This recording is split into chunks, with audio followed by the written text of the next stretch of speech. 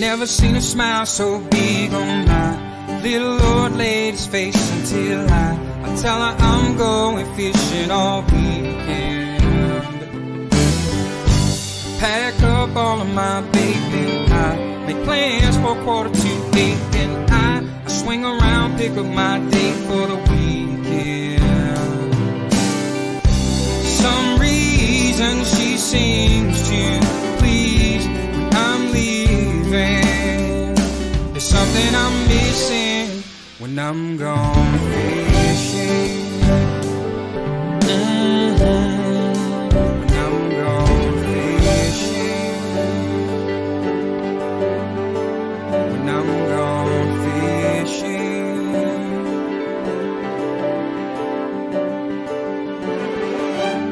Yeah, baby. Yes, sir.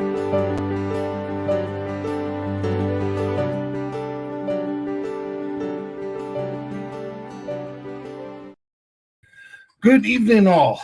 Sorry for the late start. We had quite a discussion behind the scenes, and as I said, sometimes if we were to record them, I think they'd be just as interesting, if not more so, than the show itself. But some interesting stuff that gets shared in behind the scenes, and tell you, I'm privileged to have the likes of a Jason Barnucz, a Lawrence Gunther, and a big Jim McLaughlin. It's cool. I don't take it for granted. I'll tell you, I love every minute of it. So hopefully you can sit back and enjoy it as well. Hope you all had a great weekend. I don't know who got out fishing. I do know that our CFN Saskatchewan chapter got out fishing. We'll get to that real shortly. Share some of the memories that were shared out on the hard waters of Canassie Lake. And thanks to all those who did share their videos and pictures. We'll get to that, as I say, in a second.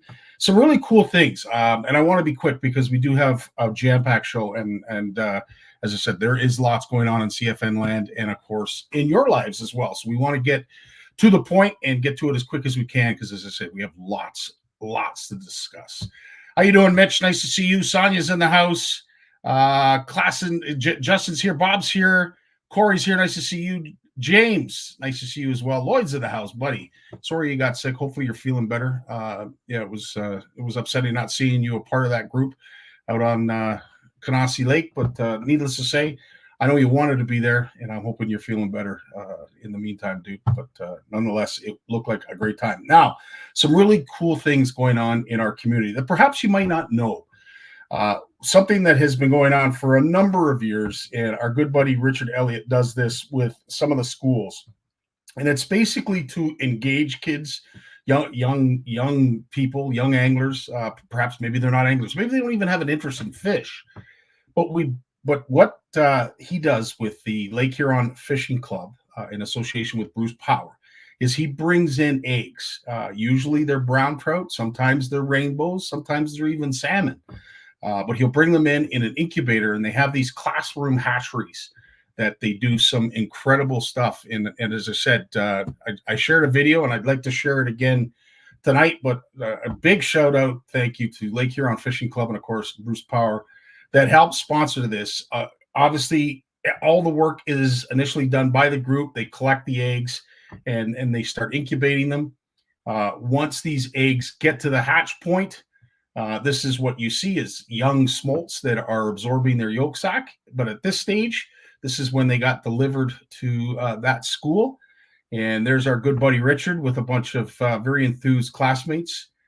They grow them to whatever size. It's a release size because at the end of all this, as they watch them, as they feed them, as they become curious, these students then complete the program by releasing them back into the wild. So a big shout out to the Lake Huron Fishing Club, and of course our good buddy Richard Elliott, who has been spearheading this for some time, but just some really, really cool things that go on that perhaps maybe we don't know about. Another thing, too, that I wanted to bring to your attention that a few CFNers are working on this, which I think is really cool. This is, it's basically like a weekend for those who suffer from PTSD. Perhaps maybe they are vets, maybe they're active, maybe they're first responders. But needless to say, 50 attendees will be offered free of charge based on these sponsors and their donations. Will hopefully give them a weekend of fishing so that they can forget about some of their PTSD. Just, when it comes to mental health, let's make people healthy. And if it's as easy as taking someone fishing, then that's why events like this are so successful. So a big shout out to Lures for Vets, as well as Bait and Bite Me, our good buddy Charles, and various sponsors. Devil's Rocks in there that you folks have seen. But I just think this is really, really cool. So if you want to help out, by all means, reach out to Charles or myself, and we'll point you in the right direction. But I love seeing initiatives like this going on because it gets people fishing, and who doesn't already know about the positives to a healthy mental state that fishing provides. If you don't know, we're going to get into it. Someone by the name of Haley is going to be spending some time with us on an upcoming CFN Live. Boy, has she got an incredible story. So I'm really looking forward to that. Adrian Junker, he sent me, these are really cool, bucktail harnesses. So much like a worm harness, but it has a bucktail a piece to it. And I'll tell you, the effort, the detail that goes into these, Adrian, I'm really, really impressed, and I'm really looking forward to getting some use out of these at some of our upcoming retreats. But just look at the designs, look at the detail. And as I said, these are bucktail harnesses, really, really cool. And of course, my favorite of all is the one with the Canadian flag. I don't know if you guys can see. There it is. Very, very, very cool. But Adrian, good friends of our good folks, good buddies over there at Ugly Boys Baits, longtime friends, Adrian and Bruce. And as I said, I wasn't expecting this. And Adrian, big tip of the hat to you, my friend. We will put these to really, really good use. Our good buddy Steve might not be joining us, so if you don't see links in the comments, don't be surprised. Steve had a prior arrangement that he had to go to, so he will be arriving. It'll just be a little late. And of course, we can't talk about upcoming events until we talk about the one that just happened. And I tell you, it's awesome to see the turnout to the 2024 CFN Ice Jam out on Canarsie Lake in Saskatchewan. As I said, it looked like everybody had a great time out on the ice. We did see some fish caught, but there's the group there. There's about 30 folks that showed up. Love seeing the colors. They basically took up ownership of this area of the lake. Looks very promising based on the fact that it's on a point. I would imagine that's probably why it was chosen. But look at, they stayed out on the ice overnight.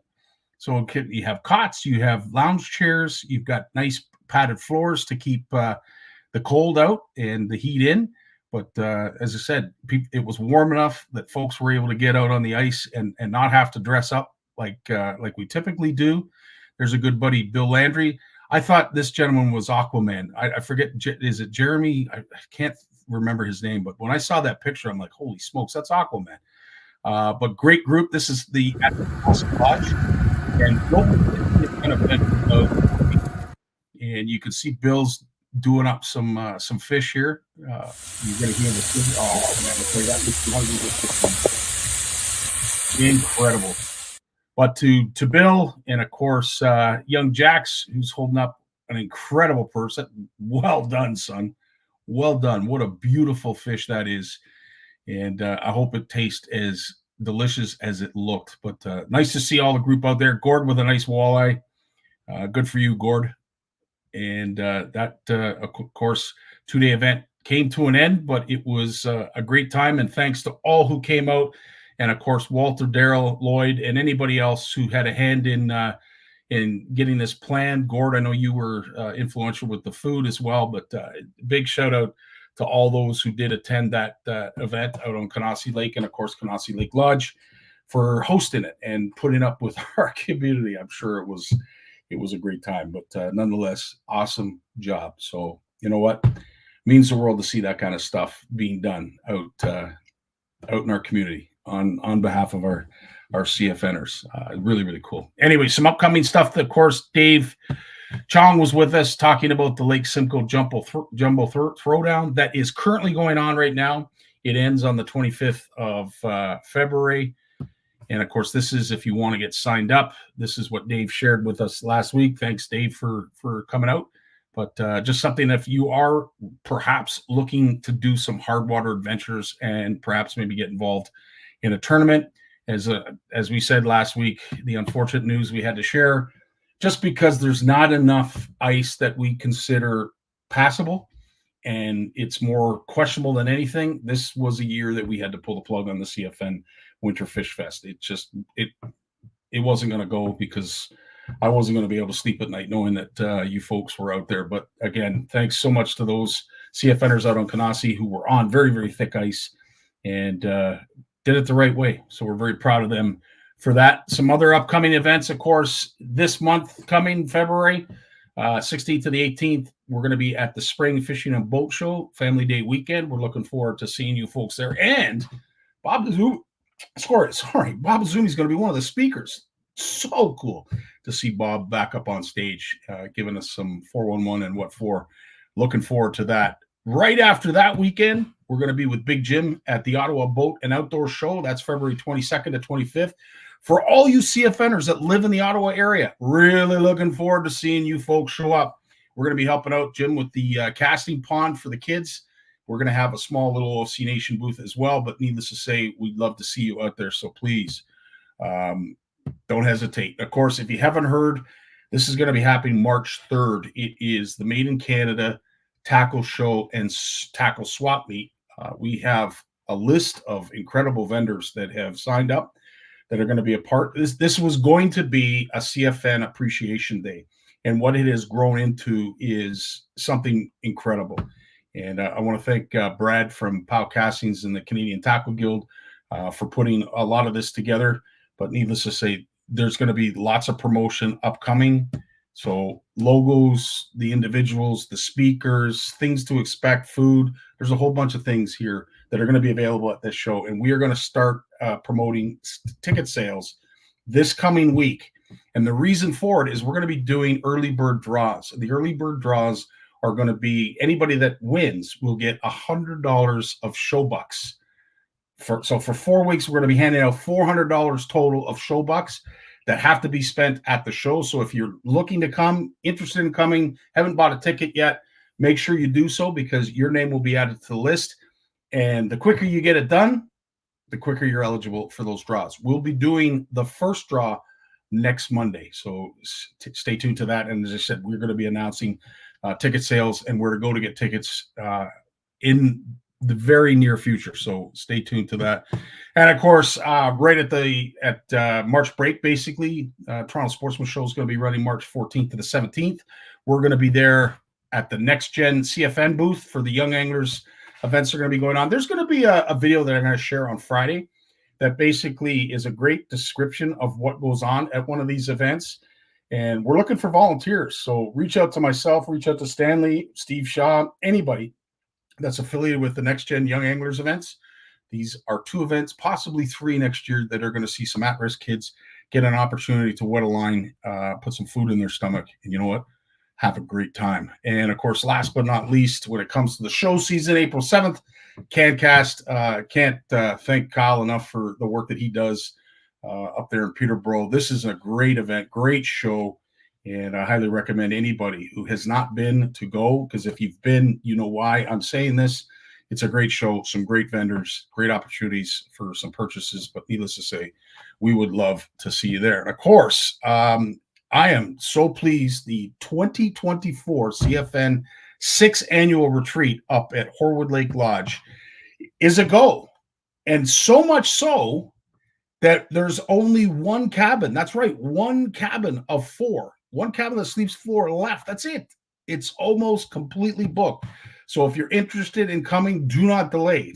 Do not hesitate, because Warren and Doris were able, well, they shared the incredible news to tell me that there's just the one cabin left. So all you folks have put deposits down.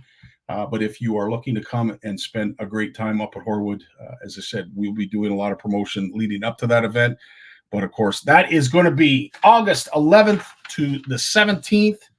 It is $175 per person for the week plus taxes, and that includes your boat, a place to lay your head, and all the food you could possibly want. So needless to say, you're going to go home with some great memories and a full stomach. If you're dieting, you're going to have to put it on hold for this week, because the way Doris cooks, especially the desserts, my word, you're going to enjoy yourself. And of course, last but not least, if you are looking to be one of these incredible gents and lasses that came up to the OFC Nation retreat at Camp McIntosh, please reach out to Andre and Tracy. That is everything you need to know in terms of websites, emails, and of course, phone numbers. It is going to be a fantastic event, and I am really looking forward to seeing all you folks be a part of this coming year's video like this one.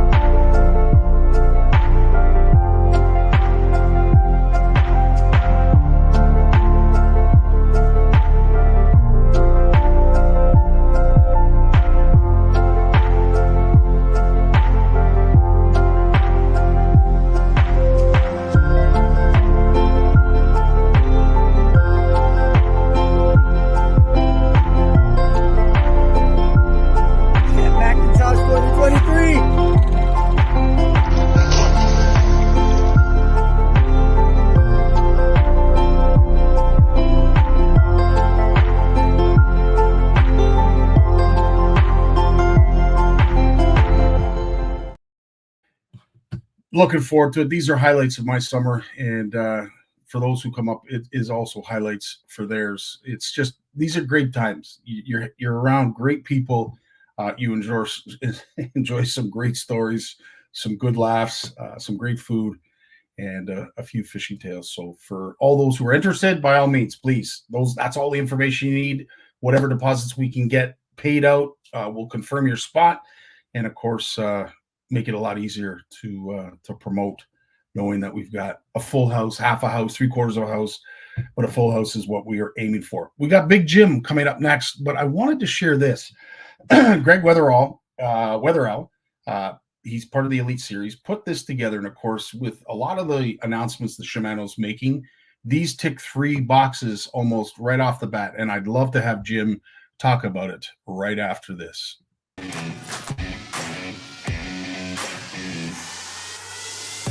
Sometimes people get caught up in using the right rod, reel, line, or lure on any given technique, but we at Shimano believe that it's actually an excellent system that makes up a given technique and gives that angler that success that they're looking for. So that's exactly what we're here to talk about today, is what makes an excellent system for swim bait fishing using 20-pound test Mastiff fluorocarbon line. You've seen it, I've seen it. There's a big bait craze sweeping across America. I've never seen so many big swim baits being thrown all over the country. So that's what we're here to talk about, is what makes an excellent system when it comes to swim bait fishing, so that you, the angler, can find success on the water throwing big swim baits, just like this Shimano Armajoint 7.5-inch swim bait. One of the key features to this bait is flash boost, and what that is a foil mirror on an internal spring that lets this bait emit flash even when this bait is stationary, which is critical when you have big bass following up right behind this bait and taking a close eye on this thing. Arma Boost is another cool feature. It actually allows the bait to be folded in half during the cast so that you, the angler, can cast it further. Without this feature, baits will typically helicopter through the air, limiting the casting distance of those baits. Another really cool feature to this bait is scale boost, and that just gives it a really lifelike scale pattern to the bait. You can S-crank it, you can slow twitch it, and you can burn this thing in, and it's not gonna wash out no matter how fast you burn this bait back to the boat. When casting big baits, you need confidence in your knots. Your knot is one of the biggest things when it comes to big baits and one of the weak points in your line. However, when it comes to Shimano Mastiff fluorocarbon line, one of the greatest strengths of that line is the nano armor technology. And what that is microscopic ridges in the line that cinch down against each other when the line's tightened. So you can make sure that you get the optimal knot strength in your line. Now let's talk about the meat and potatoes of the system, and that's the rod and the reel. The reel is the Corrado 200 DC. This offers you the line capacity and the features needed to be able to cast long distances, but also cast that bait accurately. The heart of the DC is the IDC4 digital braking system. This is a fully adjustable braking system that allows you to dial in the weight of the bait as well as any fishing condition that you may encounter. This is a workhorse reel in the swim bait world, offering you the ultimate controlled casting performance. The 7.9 Zodius is the final piece to the puzzle. The length of the rod allows you to cast that bait further while also concentrating on accuracy so you can get that bait exactly where you want it to go. The rod is made up of a high power X construction coupled with a monocoque carbon handle. That allows you to have a really lightweight setup while also giving you the backbone that you need to cast a bait just like the Arma Joint swim bait. And there you have it, the ultimate system for effectively fishing swim baits with 20-pound test Mastiff fluorocarbon line. Jim, how you doing, my friend? Well, I'll tell you, of course, lots of information shared in that video, my friend, and I'm sure there's lots that you're going to be able to expand on. But I just love that video because it ticked so many boxes of some incredible Shimano products that are out there. Well, it's really funny you should mention that because I just put together my list. I got to enter it all. And some of the stuff I ordered, see the 300 reel, the 300 Tranks there? Yeah. That line right there, the TRX 300. Yeah. See down below, there's a 710 rod, the Intenza, the last one here. Yeah. Ordered that specifically to fish these more often. It's so funny you would come up with that today. Interesting. But these things are, you know, they're not that big. They're a little over 7 inches. And like he mentioned about the flash boost, you know, we've been over flash boost so many times. You can see it in there. You can see it wavering on the little springs. And I have yet to hear a lot of people question me and said, "Oh, that's going to break. It looks flimsy and everything else." I have yet to hear of one breaking. And you know how savage people are with rods and reels and lures. You know, they get it and they're beating it on the surface, and then they phone the company and say, "Hey, look, the skirt fell off the spinner bait." Yeah. Well, you beat it to death for 5 minutes trying to get the weed off that you should have just went, and it would have been gone. But yeah, you know, having systems like that, people don't understand, and that's why I always compared it to a carpenter or a really highly skilled tradesperson, a mechanic, something like that. You know, the reason why they have that big toolbox and they have all the stuff in it, because there's different things for doing different jobs. And this is the way that this comes through in, you know, the 7.9, 7.10, 7.11 rods, a lot of flex it in them for, you know, chucking those bigger baits. And we have some bigger ones out. I have some bigger ones out in the garage that are like 8 and 9 inches long. They're the Dow's Vitos and whatever. They're big, you know, jerk baits. And I really want to try them, or swim baits, jerk baits, whatever you want to call them. I really want to try them and give them a real honest go this year, because it's something I know that it doesn't seem to just be a big fish deal either. You catch all sizes of fish, but I know a few guys last year that caught their biggest fish they've ever caught in their life by doing that. Is that right? And you know, Isabella, Lady Bass, you see her fishing these things all the time. Well, I'll tell you guys, she's for real. She catches a lot of big fish, and she sure does. You know, she gets. It was funny when you went out in the beginning. I had these sitting here. I was going to mention them because I got some too.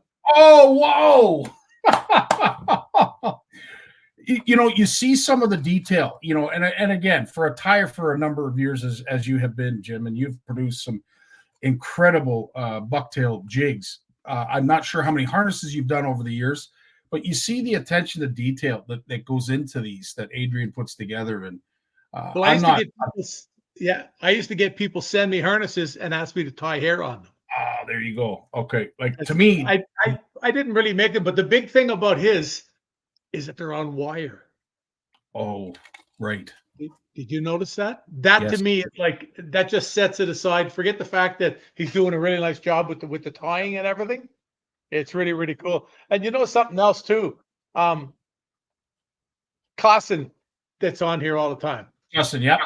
Yeah, he started to tie in jigs, and some of the jigs he's tying are awesome. Yeah, And I know. it's really cool. I said to him the other day, he's developed a style already of tying jigs. Cool. Like you could throw a dozen jigs on the table, and I'll tell you, he tied that, and that. That's wild. I recognize it, and he developed a style really early, and it's a style that I really like. I'm gonna be copying some of that now. That's cool. Getting We to were some of the talking about comments. Izumi being at the Sportsman Show. This was sitting on my desk today. Oh, wow. That's how long ago that is. I can't. Jim, would that be 25 years ago? Oh, probably more. I bet you we're talking in front of probably 3,000 people right there. Oh, wait, there's something on the back here. No, it just says 3,500 gallon fishing simulator. That's Toronto Sportsman Show, right? That's wild. But yeah, no, I get into that. I was doing a bunch of stuff today, and I got most of my order done. Nice. When you get sent the thing 3 times in a row to fill out, they're sort of hinting. I guess accountants have budgets, and the way the money's spent, they don't expect you to wait till July to order. Whatever else. Yeah, it was like that. But it's really cool that I found it was really neat. I found this has been in the garage forever, and I brought it in today.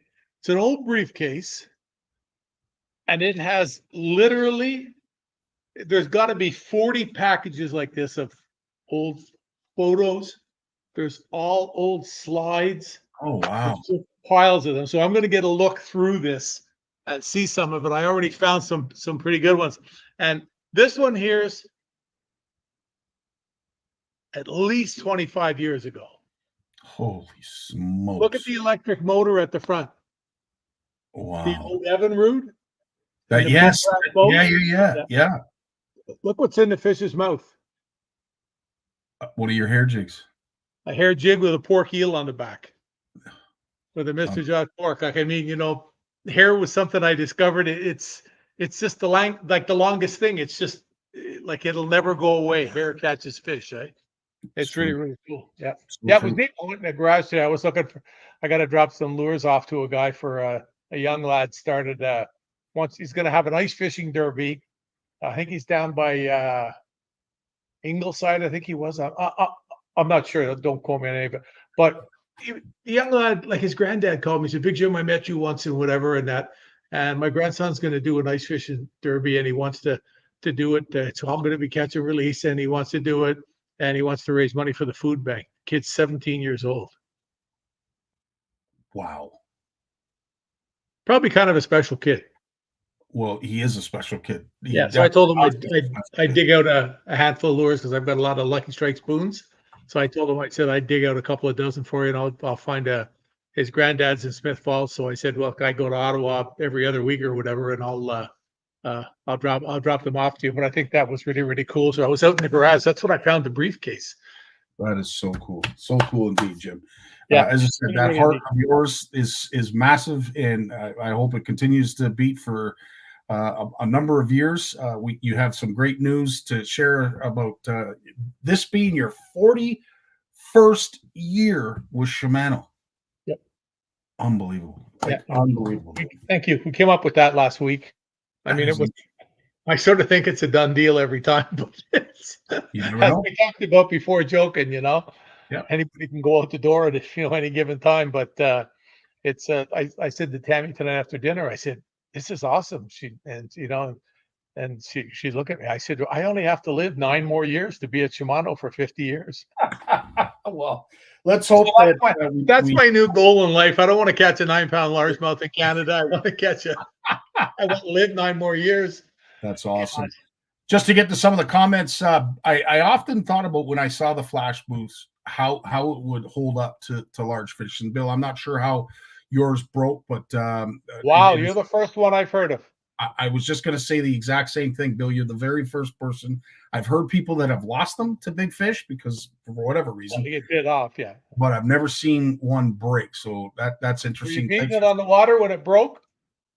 Yeah, we'll have to wait to hear how that happened. But Tony's asking, does Mastiff come in pound tests other than 10 pound? And the answer is it yes. comes from oh geez, I had it in front of me. That's another thing I was going to mention to you.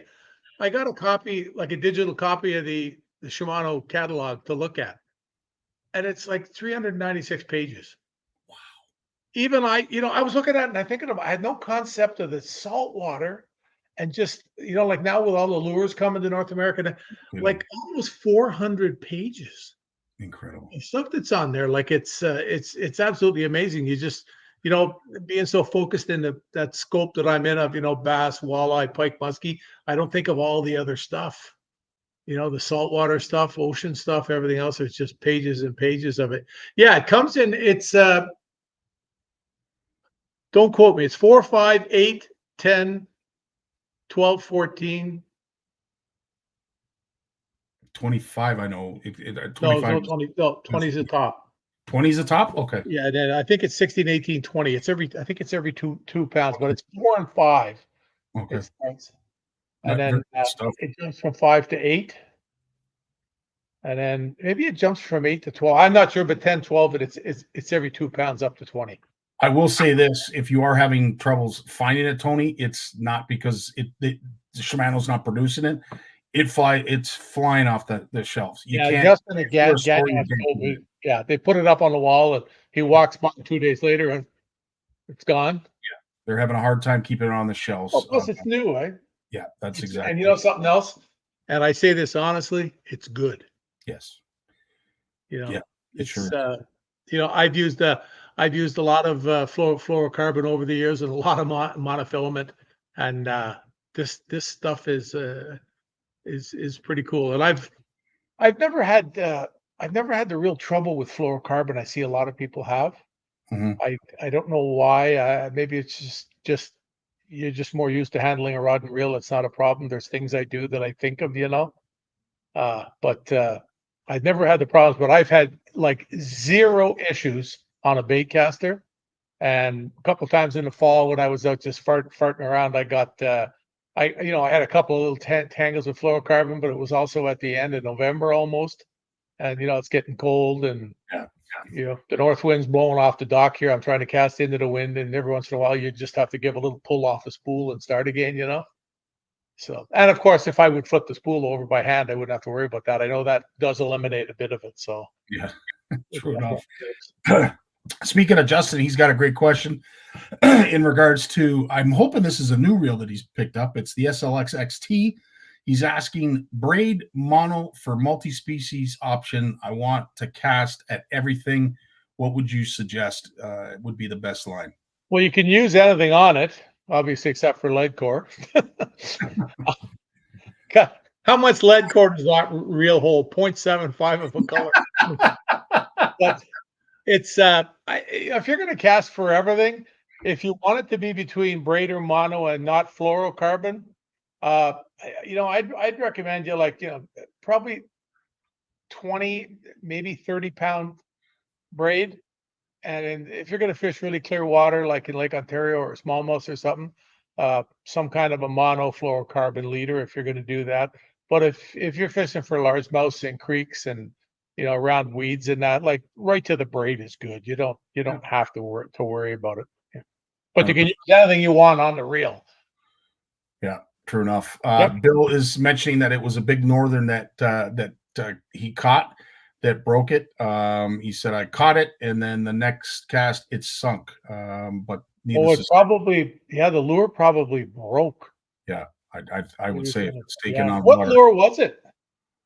He just said a flash boost, so I'm not 100% sure, but yeah, probably needless to you know, say, Bill is hard on his gear, and it's not him, it's the fish that he catches, and Bill is known to catch a lot of big fish. So I thought of you actually, Bill, immediately when I saw that flash boost, because I know you love your toothy critters. I'd just be interested to see how well they hold up. pike have And been you are known to bust up musky lures, and not really big pike either. Like, you know, yeah, 100%. pretty erratic at times. No kidding. Another product that has come to the Shimano family, and this one I'm really excited. I mean, I love the Mastiff. I loved using it, and it met all the expectations I had. But this BT spin that Shimano's come out with, ooh, is that a sexy lure? Let's have JP DeRose explain it to you folks. Oh, you've got that down? Yeah, a whole whack of them. Right on. Very unique blade that Shimano designed that is not a willow leaf, and it's not a teardrop, and it's not a Colorado. It's actually a symmetrical oval. And what this blade does is it creates a ton of action in the body of the bait. So the bait has a side to side and an up and down wobble because of the shape of this blade. The blade is attached using a high quality ball bearing swivel, so it ensures it's going to spin whether you're straight reeling or doing a lift and fall retrieve with the BT spin. And it comes with a premium treble hook as well on the bottom. So this bait actually has a ton of features packed into a very small package that's going to have applications for a number of things. With colors that cover everything from bright chartreuses to natural threadfin shad style baits, this bait is going to work whether you're fishing clean or dirty water from deep to shallow. The other thing I really like about it is its size. Small of the year bluegills like we see this time of year for us in the fall up north, or very small shad, this bait measures in at just under 2 inches, and again, weighs in at 5/8 of an ounce, which makes it an incredible casting bait. You can get good distance out of it. It has an incredibly fast sink rate, but you can work it from top to bottom. Another feature of the BT spin is the fact that it has Shimano's scale boost technology. Now, scale boost technology is really where the bait has their proprietary composite pitch hologram built into the side of certain colors in this series. And it really offers a realistic look to the baits underwater. When the light hits them a certain way, the holograms actually change in pitch and color, making them look alive. That is a sexy lure. And JP goes on to describe various ways to use it. And of course, that drop and retrieve presentation, I can imagine. I can only imagine how good that's going to be for walleye. Yeah, with me spending like a lot of my time, I like to spend fishing horizontal lures. So that really caught my eye when I actually watched some videos from Japan. I couldn't tell what they were saying. I just watched because they were done by Japanese lads. I'm sitting there watching them fish with it, and I'm nodding and watching. What the hell am I nodding? I have no idea what he's saying, you know. That's hilarious. I just thought I thought it was really cool. It wasn't just like the Derek Cooper or another tail spinner where the tail's spinning. The whole bit gets going. The whole bit gets going. And I think that's just really, really cool. 100%. Looking forward to seeing that available to us anglers, because as I said, that looks really sexy. And when JP described the whole drop, the lift and pause, that presentation, as I said, that's a go-to for walleye. And I'm curious. Really... I haven't fished with them yet. I'm just curious to fish with it. I wonder if you could vertically fish it or if it'll tangle, because I don't think it's meant to vertical fish. I don't think vertically, but as I said, you cast it out and do that, that let it fall, pause, line go slack, lift it up. I that whole approach, that whole presentation is one I love using. And as I said, looks like it's going to be very promising. Catches fish. It catches fish. Amen to that. Lift and drop. No, there's no doubt about that. Amen. No doubt about that, buddy. Well, Jim, as always, dude, our hour flies by. I know we have lots of time that we're going to be catching up in the near future at the various shows that we're going to be attending together. Looking forward to seeing you at the Spring Fishing and Boat Show. And, of course, at our show in March. Looking forward to that. Jim is going March 3rd? March 3rd, yes. Looking forward to hearing Jim share some stories. He's going to be emceeing the speakers, and it's going to be a great day. And we're really honored to have Jim a part of it. So do you really have Kevin Van Dam coming? Not unless you're about to drop a really big secret. Yeah. I have no more favors for the rest of my life. I was just going to say I yes. used them all up. Yeah. All those chips would be taken up 100%. Jim, have yourself a great week. We look forward to seeing you again on Monday. And I do believe we have a surprise upcoming. We have another fireside chat, Thursday fireside chat coming, not this week, but next week. We'll announce that. I'm just waiting for him to get back to me because we were going to do it on my birthday, but it's not going to work out. But you know what I am getting to do on my birthday? I'm going to meet up with Lee. Nice. From Shimano, yeah.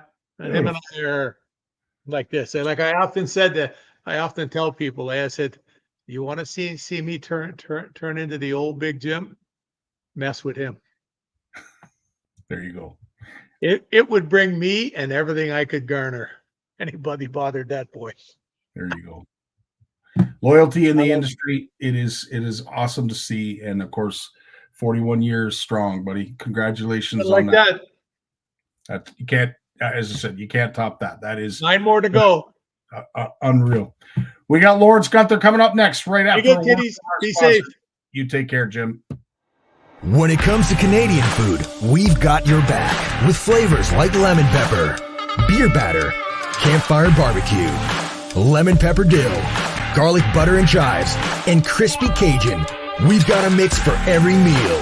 Whether you're serving East Coast shrimp, West Coast salmon, succulent walleye, chicken wings, or veggies, we've got you covered. Coat your food in outdoor flavors. Available online or at these fine retailers. Big Lawrence is in the house. How you doing, Lawrence? I'm doing well, my friend. Nice to see you as always every Monday. And of course, if you have missed any of our past podcasts, they are available over at Bluefish Radio. Bluefish Radio has a library of podcasts that Lawrence not only does with CFN and myself, but also a variety of folks and some great news articles, one of which you shared in regards to what's being done at the Great Lakes Fish Health Network and some of the findings. And I'm assuming it's not easy to navigate this because, of course, it has a lot to do with the consumption of our freshwater fish. But I'm going to let you take it from there. You know, I started the Great Lakes Fish Health Network in 2017, believe it or not. And it came out of sort of 2 rounds of consultations with over 70 environmental groups. And we said, okay, what are the big issues around the Great Lakes, around water quality and such? And, you know, we put up the boards, gave everyone sticky notes and, you know, and we cataloged all this over 2 different engagement sessions. And I put up fish health. And I was, you know, me and a couple others, you know, people put their stickers on my fish health sticker because they thought that was interesting.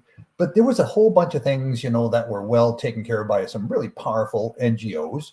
And in the end, there was a couple things that just weren't being looked at closely. One was PFAS chemicals and toxins of mutual concern, chemicals of mutual concern between the United States and Canada. How are those chemicals determined to be problematic? How does Canada and the United States identify these and what's the process in identifying these chemicals and determining them to be problematic, right? What's that process look like?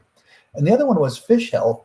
And I said, you know, not just fish consumption advisories, because everyone thinks, well, can you eat the fish? Are they safe to eat, right? But sure, that's important because that relates to fish health. But what about the fish themselves? Like even the ones we're not eating, are they being, you know, having the crap stressed out of them because they're living in a quagmire? You know, fish, they drink water, they breathe water, they absorb water. 80% of their body is made up of water. They have no filters to filter the water. They're living in that water. So, you know, they're really at our mercy in terms of what we dump into that water. And I said, you know, it's important that fish not be altered or stressed or caused to get sick and illness and so on, you know, because that's going to impact everything, right? If that ecosystem suffers like that, if fish populations can't survive properly or in a healthy way, that's a problem for us, right? And then, you know, what's the next step is fish consumption advisories. And then, you know, so that was another thing we wanted to look at. And we got into that, my friend. That was interesting. That would be interesting. And it reminds me of a video that I saw today of a gentleman that caught a bull shark off a pier and brought it to shore. And of course, he did so with the intent of showing how much meat you can get off a bull shark and how many people it fed. And he showed how he filleted it and the whole 9 yards. And all I could think of is, are you not concerned of the mercury level in that meat? And folks who know sharks are familiar with the mercury levels that usually are witnessed in some of these sharks. And it's an apex predator. I mean, it's everything it eats gets passed into its system. And as you said, very, very few or very little of it gets filtered correctly. But it's tough because when you talk about fish health, folks automatically think, well, is it all about eating the fish? And it's not. It's far more than that. I agree. And, we want to eat the fish. We want to be healthy if we eat that fish, right? Yeah. So what does that mean? And we also want to make sure the fish are healthy. So we got to give back to make sure the fish are healthy. And not just so we could eat healthy fish, but so the fish are actually healthy, right? Because if they're not healthy, the whole ecosystem collapses. And then, it's just a crap fest after that. What's going to move in, what happens? It's just a slimy lake. I mean, we've been there. We've been there in Lake Erie in the 1980s when it was officially declared a dead lake. Mm-hmm. I mean, most people don't remember that. Weren't born back then to remember that. But I remember as a kid fishing on Lake Erie, and it was just endless fields of weeds and sort of scummy water. And maybe, you go up for a whole day and you're fishing soft-shelled crayfish, which were really expensive, just to up your odds. And you maybe catch a couple of sheephead. And that was it. That was it. And the smallmouth were just gone. Everything was gone. And, we ruined it. We absolutely ruined it. But, the fish consumption advisories, that's a whole nother animal, right? Like, how are these things set? Who decides what chemicals are going to be tested for? Who decides which chemicals, out of all the chemicals that they could pick, which ones are they going to test in the fish? And it comes down to these chemicals of mutual concern. And we have some, like it used to be DDT. Now that's no longer a concern. PCB was a big concern. The alewife population knocked that back pretty good in the Great Lakes. So it's dropped down a lot. It's not gone though. It's stabilized at a much lower level, but it's not dropping anymore. Mercury levels have gone down a lot. That was a big one in the 80s for sure.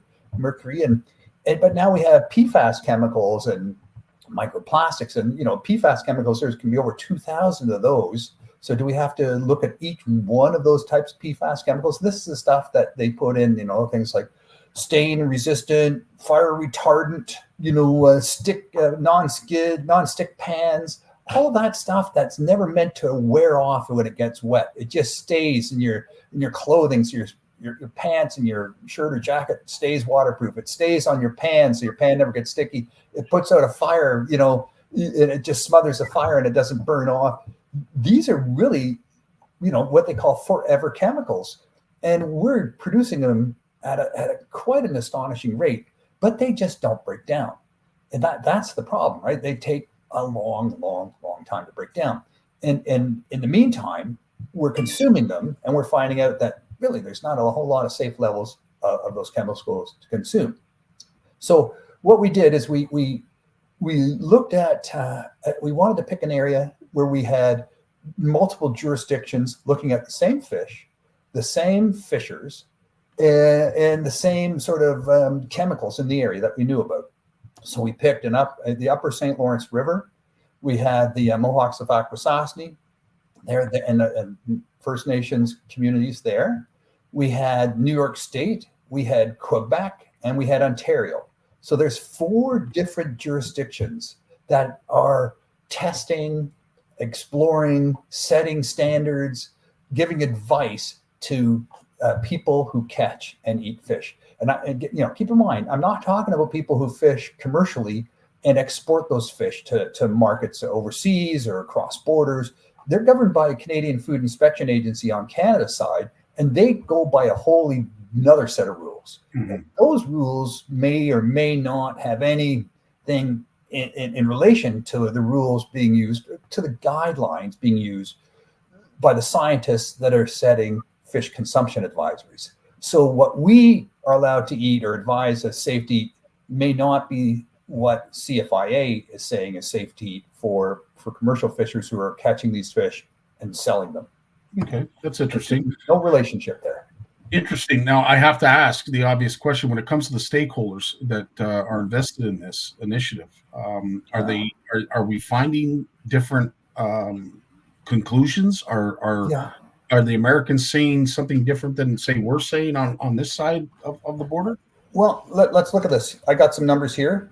We look at Ontario. We say the yellow perch, right? Yellow perch get around. They move back and forth across the river. They're a schooling fish. They don't stay still. And you know, if you fish, you can go up to the border. You get easy to get a permit to fish on the other side of the border.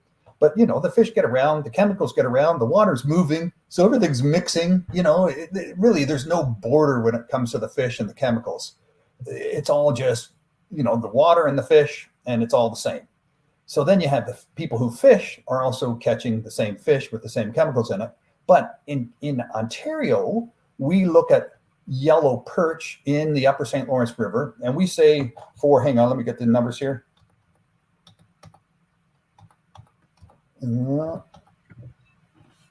Yeah, 32 meals per month for adults. You can eat up to 32 meals per month for an adult in Ontario. 32 meals of fish per adult? For yellow perch, 32 meals per month. Okay. For yellow perch, interesting. And for children and women of childbearing age, it's 4 to 16 meals per month of yellow perch in Ontario. And again, you know, the main thing we're testing for there is mercury. Now, if you go to the New York side, the other side of the river, New York State, they are not testing for mercury. They're testing for PFAS, and they're saying for the adult, 4 meals per month. So we're saying 32 for perch. They're saying 4 for adults. And for women and children in New York State, they're saying no meals. It's not safe to eat for women or children. And we're saying up to 16. What? Yeah, 4 to 16. And is it the chemical that they're looking for that is so different? Because to me, that's it, right? It's extremes. Yeah. It's totally extreme. Like New York State's not looking at mercury; they're looking at PFAS. Ontario's looking at mercury, not PFAS.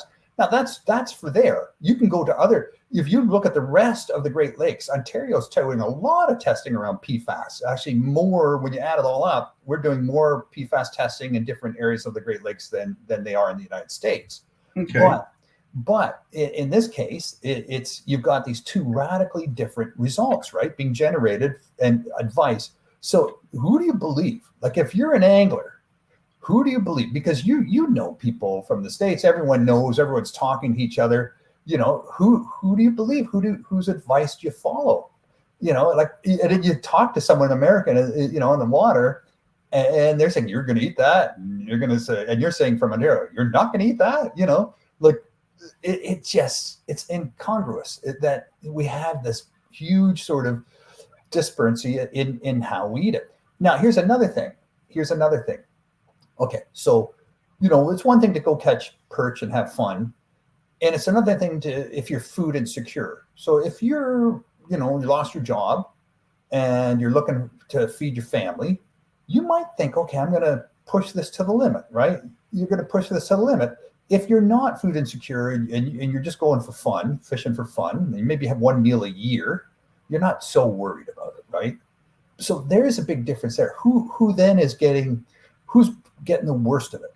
Not people who have, you know, affluence, who have money, who have choices, but people who don't have choices. The people who maybe not even have healthcare plans, who don't have private medical insurance.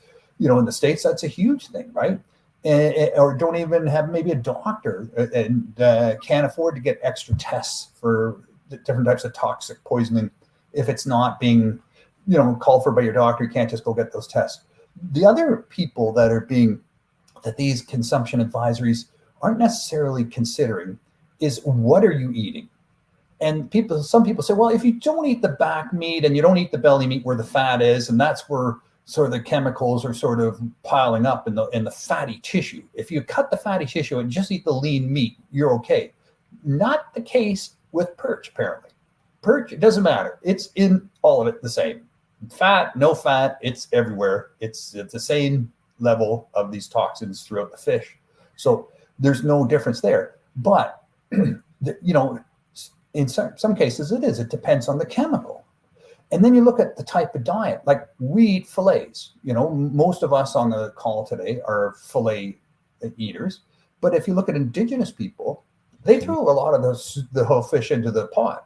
Yeah. So they're eating, they're eating everything. They're eating the skin, they're eating the organs, they're eating the flesh, they're eating all of it. And then you think, well, then you're getting a real chemical bomb going off in that cook pot, right? So, and again, a lot of First Nations people don't have access to the same level of healthcare. Maybe they don't have the same, level of access to money and medical services and so on. So yeah, so then they're eating their food because they can afford, and that's what they do. They go out and catch their own food because that's what they can afford, and that's what they grow up with. That's what they want. So it's been a real disaster for the First Nations communities on the Upper St. Lawrence River, and it's pretty much 2 generations now of First Nations people just don't eat the fish. They just don't. They don't go fishing. They don't catch fish. They don't eat fish, and they don't know. They don't even. You talk to the kids, and they can't tell a perch from a walleye.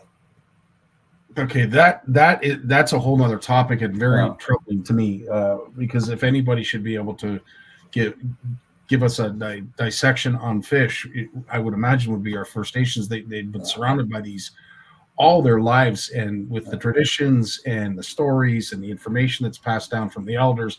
Yeah. I'm kind of shocked to know that they don't know the difference between a perch and a walleye. That's Well, you have parents raising kids now. Those parents never grew up fishing, and their kids haven't grown up fishing, and I know and they're trying to get back in touch, because right now they're saying, okay, really what it comes down to, there is safe amounts to eat, and there is health benefits in eating fish. Like, look at all the dietitians are telling us. What are they telling us to eat fish every week? We should eat 2 meals of fish every week because the omega-3s, and it's just way more healthy to eat fish than it is red meat.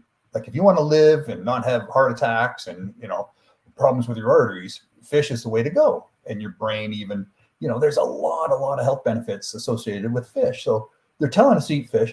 And on First Nations, they're saying too, eat fish. Like, the health benefits of eating fish over hamburgers or anything else, red meat, is substantial. So yeah, there's a balance, right? There's a balance. Okay, yeah, there's some potential risk of the chemicals, but if you don't eat too much and you eat a certain way of the fish and a certain size of the fish and certain species of the fish, you can still get the health benefits of eating fish. So don't say all fish is bad. We got to use science, right? So they have their traditional knowledge that doesn't apply to this, because mercury and all these other chemicals don't apply to traditional knowledge from 500 years ago, 1,000 years ago, or whatever. So they're having to now, do the two-eyed way of applying science, their science and our science. And that's how they look at the fish, and that's how they're learning to look at fish and get back at it. And they're learning to get back at it. They're learning to get back at fishing, and it's beautiful to see, that, because really it's what they've done for 10,000 years at least, right? And you ask them, and they've done it forever. But whatever, 10,000 years, 100,000 years, whatever it is, it's still a long time. It is. It truly is. But some interesting findings, and I'm really appreciative of you sharing some of this. Some things did come to mind, and of course, all those who had a mother like mine, and I know I can say this because my mom doesn't watch this, thankfully, but would feed us liver back when we were kids. Yeah. And it was a thing, right? Like, liver, it's such great meat, good, good for the blood, good for the body, for whatever. Yeah. And I'll tell you, this guy couldn't have been any happier when I went to, I forget what we were taking in school, but biology, and the teacher said, the worst thing you could possibly eat out of anything would be an animal's liver, because of all the toxins that it's trying to get out of the bloodstream and this, that, and everything. I couldn't wait to go home and tell my mom, don't, please, no more of that. But you talk about the fat. I've always been under the impression that a lot of the toxins get absorbed in the fat. I would say a good percentage do, but it's not the case that you're now saying with yellow perch that it's showing up in the meat. It only makes sense to me. Like, it only makes sense. But then you have Sonia, who's also saying, and it's funny you say this, Sonia, because that kind of came to my head too. You know how everything out of California has to have a careful, there's lead in this sticker?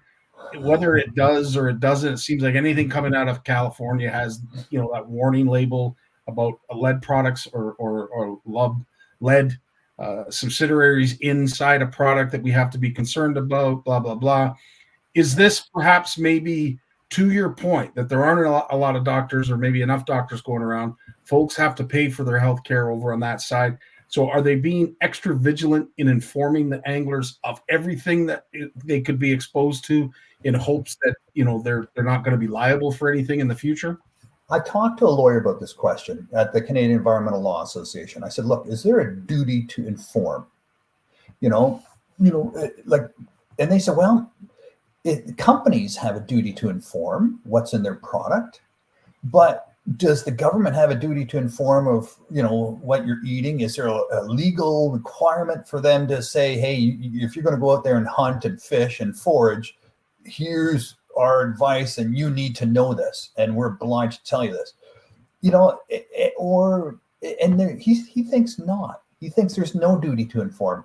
But at the same time, I think when you're buying a fishing license and you're getting fishing regulations that tell you can harvest X number of fish and you can be in possession of X number of fish in this location at this time of the year, of this size, of this species, how regulations work, right?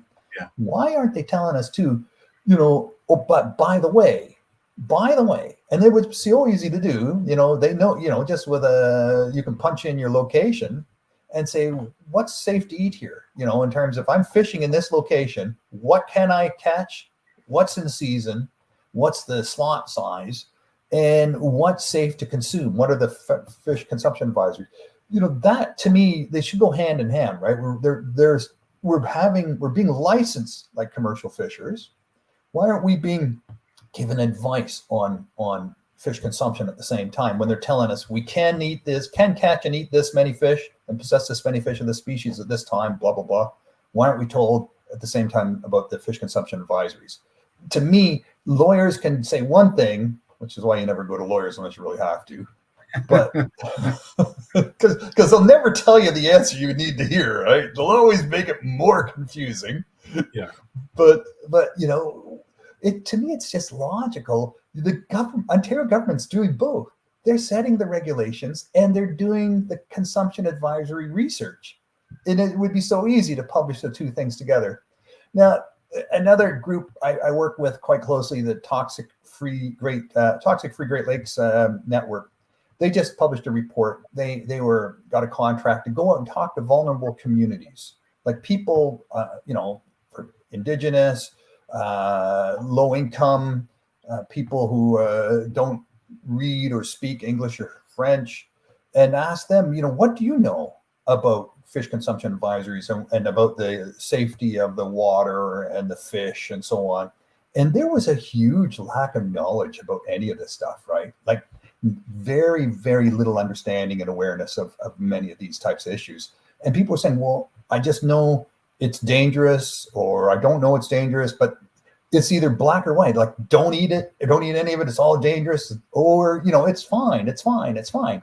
And how many times do we hear that when we go fishing and we're at the boat launch, right? We hear those different opinions being thrown around by different people. It's fine. It's, you're just blowing it out of proportion. And other people say, oh no, I won't eat that. It's so true. And depending on where you are in Canada, as Bill has said, it's different from east to west, especially when it comes to our First Nations, where out west, it is very much a part of their lives. And they're still utilizing a lot of fish and fishing. In terms of it being passed down, as Bill goes on, it's definitely being passed down. So perhaps maybe out this way, things are getting lost. But needless to say, the information that folks who consume fish need to know is the potential hazards. Now, with this study being on two different extremes, To what Mike is saying, do we sort of navigate ourselves to the middle ground? Like if you're only allowed 32 on our side and 16 on their side, or less, I should say 4. Like, do we keep 8, or do we just label it all as one? It's everything's good in moderation. Like, I don't. Where do you settle with this? Because you're in two different extremes. Look, I've been watching this conversation around chemicals of mutual concern and how long it takes, the governments to sort of line up their scientists and their test results and their research and make a decision on what's a chemical of mutual concern, which means this is a chemical in the Great Lakes that we both need to stop letting go into the Great Lakes because it's a problem. So we have to stop companies from dumping this chemical. That's pretty much what it comes down to. If it's not a chemical of mutual concern, then it's a chemical that can be dumped into the Great Lakes. And there's thousands and thousands of chemicals being dumped in the Great Lakes. But until the governments decide it's a problem, it can be dumped. And then there's chemicals of that they're looking into. But that, like I said, it takes 2 to 5 years once they put it on the radar and once it gets to the top of the list to explore. So the process of this is so slow. And it's not necessarily, we're not on top of this, right? It's happening, but the amount of chemicals going in versus the amount of chemicals being rated as problematic, we're losing ground. We're losing ground. That technically, mathematically, we're losing ground. So I would say that you should always go on the worst case scenario. So if there's a fish consumption advisory in the same area from another jurisdiction, and there's a scientist behind that, and it was approved by other scientists, and it was adopted, and it was shared to the public from that jurisdiction, whether it's New York or Quebec or Ontario or whatever. You should probably follow that one, and not go for the best case scenario, right? Go with the worst case scenario for sure. You'll just be safer, and if you can afford that and do that, you'll just sleep better at night. Well, let's hope so. Hopefully we haven't confused people. Hopefully we've enlightened and we've given all the information that's pertaining to it some focus and some light. So, at the end of the day, anglers and those who consume fish, it's up to you. It's up to you. There's the information you need. Obviously, it was just perch. We haven't got into walleye or any other species of fish, but the report has it. The full report, we looked at a bunch of different species. And that's the other thing. What species make the list, right? Because maybe there's 6, 7 in Ontario in that spot, and there, in Upper St. Lawrence River, there's a bunch, and in Quebec it's different fish, and in New York it's different fish. So that's the other thing that's quite interesting is there's no lining up on that. And now this is something the International Joint Commission. We published this report. I co-wrote this report. We had some good scientists. We had a bunch of good scientists pull all this data together and just look at what's gone on over the history. Over the last 5-10 years in this jurisdiction, right? We pull all the fish consumption advisories. It's all on the website. It took Ontario government. We asked Ontario government. It took a year and a half, and then they just said, "Okay, here's everything." Boom! They just put it on the website, all of it. So we had to hire someone to sort through that and figure it out, pull it all out, the ones we wanted for that area. But it's just a matter of looking at it and figuring it out. But I think. Now the International Joint Commission, this international committee of commissioners, right, between Canada and the US they're there to sort out these types of issues. Any sort of transboundary issues that relate to the water that we share, these guys are the ones that sort it out. Mm-hmm. And our report came out a few days ago, and the IJC shared it on social media. So they're interested in this, and I think if we have some luck, they're going to take this on. And at some point, I know they've got their own committee and they've got a report that's almost ready to come out too. So we beat them to the punch a little bit, but I think they'll come out and confirm, or I'm pretty sure they're going to come out and confirm and back up what we've come to and maybe have more information because they have way more scientists than we drew on and all working with the same data. But I'm hoping the IJC will say, okay, this is what we found as well in the Upper St. Lawrence River. Now we should start thinking about this, throughout the Great Lakes. As Canada and the United States, we should look at all of it across the jurisdictions, all the states and provinces, and we should start to negotiate a sort of common ground here. Like we should come to, okay, let's work on coming together with a common approach so we stop giving out contrary advice. And what would that look like, right? So that's going to be an interesting thing. And I think that's going to help a lot. And then it's not on anyone, but it's on everyone. And hopefully the confusion and the denial and the hysteria will go away, because that's what we have right now. We have a lot of people that are just paranoid. We have other people that are just oblivious. And then we have the rest of us that are just trying to figure this out. It's true. And we live here. And what I find so interesting is Bill Landry, who lives out in Saskatchewan, rural area of Saskatchewan, I might add, that says, I'm absolutely floored. What or who's dumping in the Great Lakes? His wife, Cindy, also asked, why is dumping chemicals of any kind allowed? It's an interesting question. I don't have the answer for it. I wish I did. I don't know who allowed a certain percentage of whatever to be dumped. I do know it's shocking how much waste, like human waste, gets dumped in that unfortunately can't be treated when we have those high water events, rainfall events. There's raw sewage that gets dumped into our Great Lakes by the metric ton. So Toronto's had a rough spell this winter they've had a lot of sewage releases going on in Toronto.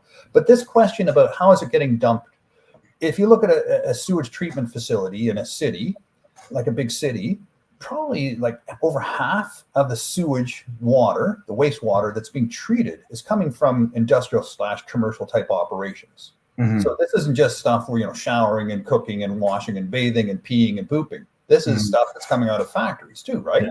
Yeah. So, they're getting the poop and the pee out of that, and the bacteria and the E. coli and things like that out of it, and maybe screening it and filtering it to a degree. But, right? How do you get the chemicals out? Yeah. So as I said, for those who do not live close to or on the shoreline of any of our Great Lakes, like our good buddy Bill and Cindy Landry, it is shocking to know that our production that we are doing, and it doesn't seem like we do enough of it, in my opinion, because a lot of it gets shipped over to China. But when it comes to what we are producing here, there are chemicals that, unfortunately, that are either byproducts or used in the production of certain goods that does find its way into our water systems. And some of it can be treated, because there's chemicals out there that I'm sure we haven't even found yet that have mixed with other chemicals that have become a hybrid of certain. There's components out there I'm sure we don't even know the names of. Bingo. And that's the big one. That's the big one, Scotty, is once these chemicals start to break down, these compounds, right, start to break down. That's what they're finding out with the PFAS, is there's a chloride element to the PFAS chemical that breaks off the tail of that chemical string, and then it bonds to organic substances in the water, and it becomes carcinogenic. Yeah. So then who do you blame? The organic component or the chloride component from the PFAS chemical? So these it breaks down, but then it comes into the smaller pieces, and each piece has its own little sort of element, and now they form together with other elements to make other things that we don't know anything about. Yeah, it's true. Yeah, it's not a great approach that we're taking to all of this, for sure. And it's just our chemicals, and until you can prove it's not good, industry can say it's fine, right? It's not like they're putting it into our food necessarily, and even with food, right? They've got the ingredients on food, and until some government says, hey, you can't put that in food anymore, it's problematic. And then even if they know, and their own scientists say they know, there's companies in the United States that are already being sued for dumping PFAS chemicals into rivers and the lakes, right? There's already court cases that are working their way through, just like, the cigarette companies, right? The cigarette companies knew smoking caused cancer, and they had scientists always coming out and say, no, there's no correlation between smoking and cancer. You're getting cancer because you drink, or you're working in factories, or where you live. It's your lifestyle. And they always found scientists to say stuff like that. And in the end, we found out, well, they were lying. And now, look, they're all being sued and having to pay for the healthcare costs of people getting cancer treatment, lung cancer treatment, and so on. So it's, and that we're starting to see that with the PFAS chemicals now too, right? There's a history that of that sort of Aaron Brockovich kind of stuff. Yeah. Just wonder where does that end? Yeah, it's true. Where does it end? Well, unfortunately, our hour has already come to an end, Lawrence. I can't believe that we the half hour has already come and gone. It's amazing how much information that you just provided us with one subject. And as I said, we're still learning, and hopefully we're going to be able to get a definitive answer on what is allowable when it comes to consumption of fish, that we're not going to have these extremes that you just illustrated to us, that we're all going to get on the same page, whether we like it or not. We're going to hear the chemicals that are showing up in our fish, and this is what is allowable when it comes to human consumption. And hopefully we'll get a better understanding that we all agree with on both sides of the border, so that we can properly educate our anglers and those who enjoy eating freshwater fish. I think we're moving in that direction, buddy. And just for the rest of you guys, everyone's, we didn't do the Bluefish news because it's coming out tomorrow. So we'll talk about it next Monday. And some good news and funny news and other news, right?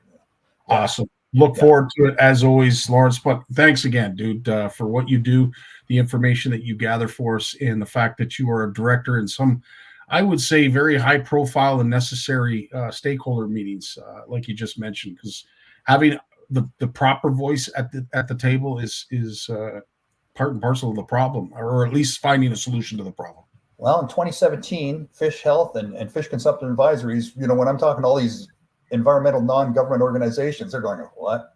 What's a fish consumption advisory, right? And now we got them on our side, man. It's good. That's pretty cool. Yeah. Keep up the great work as always, Lawrence, and we look forward to seeing you again next Monday, my friend. Thanks, buddy. Thanks, everyone. You take care. Jason Barnucz is up right after a word from his sponsor.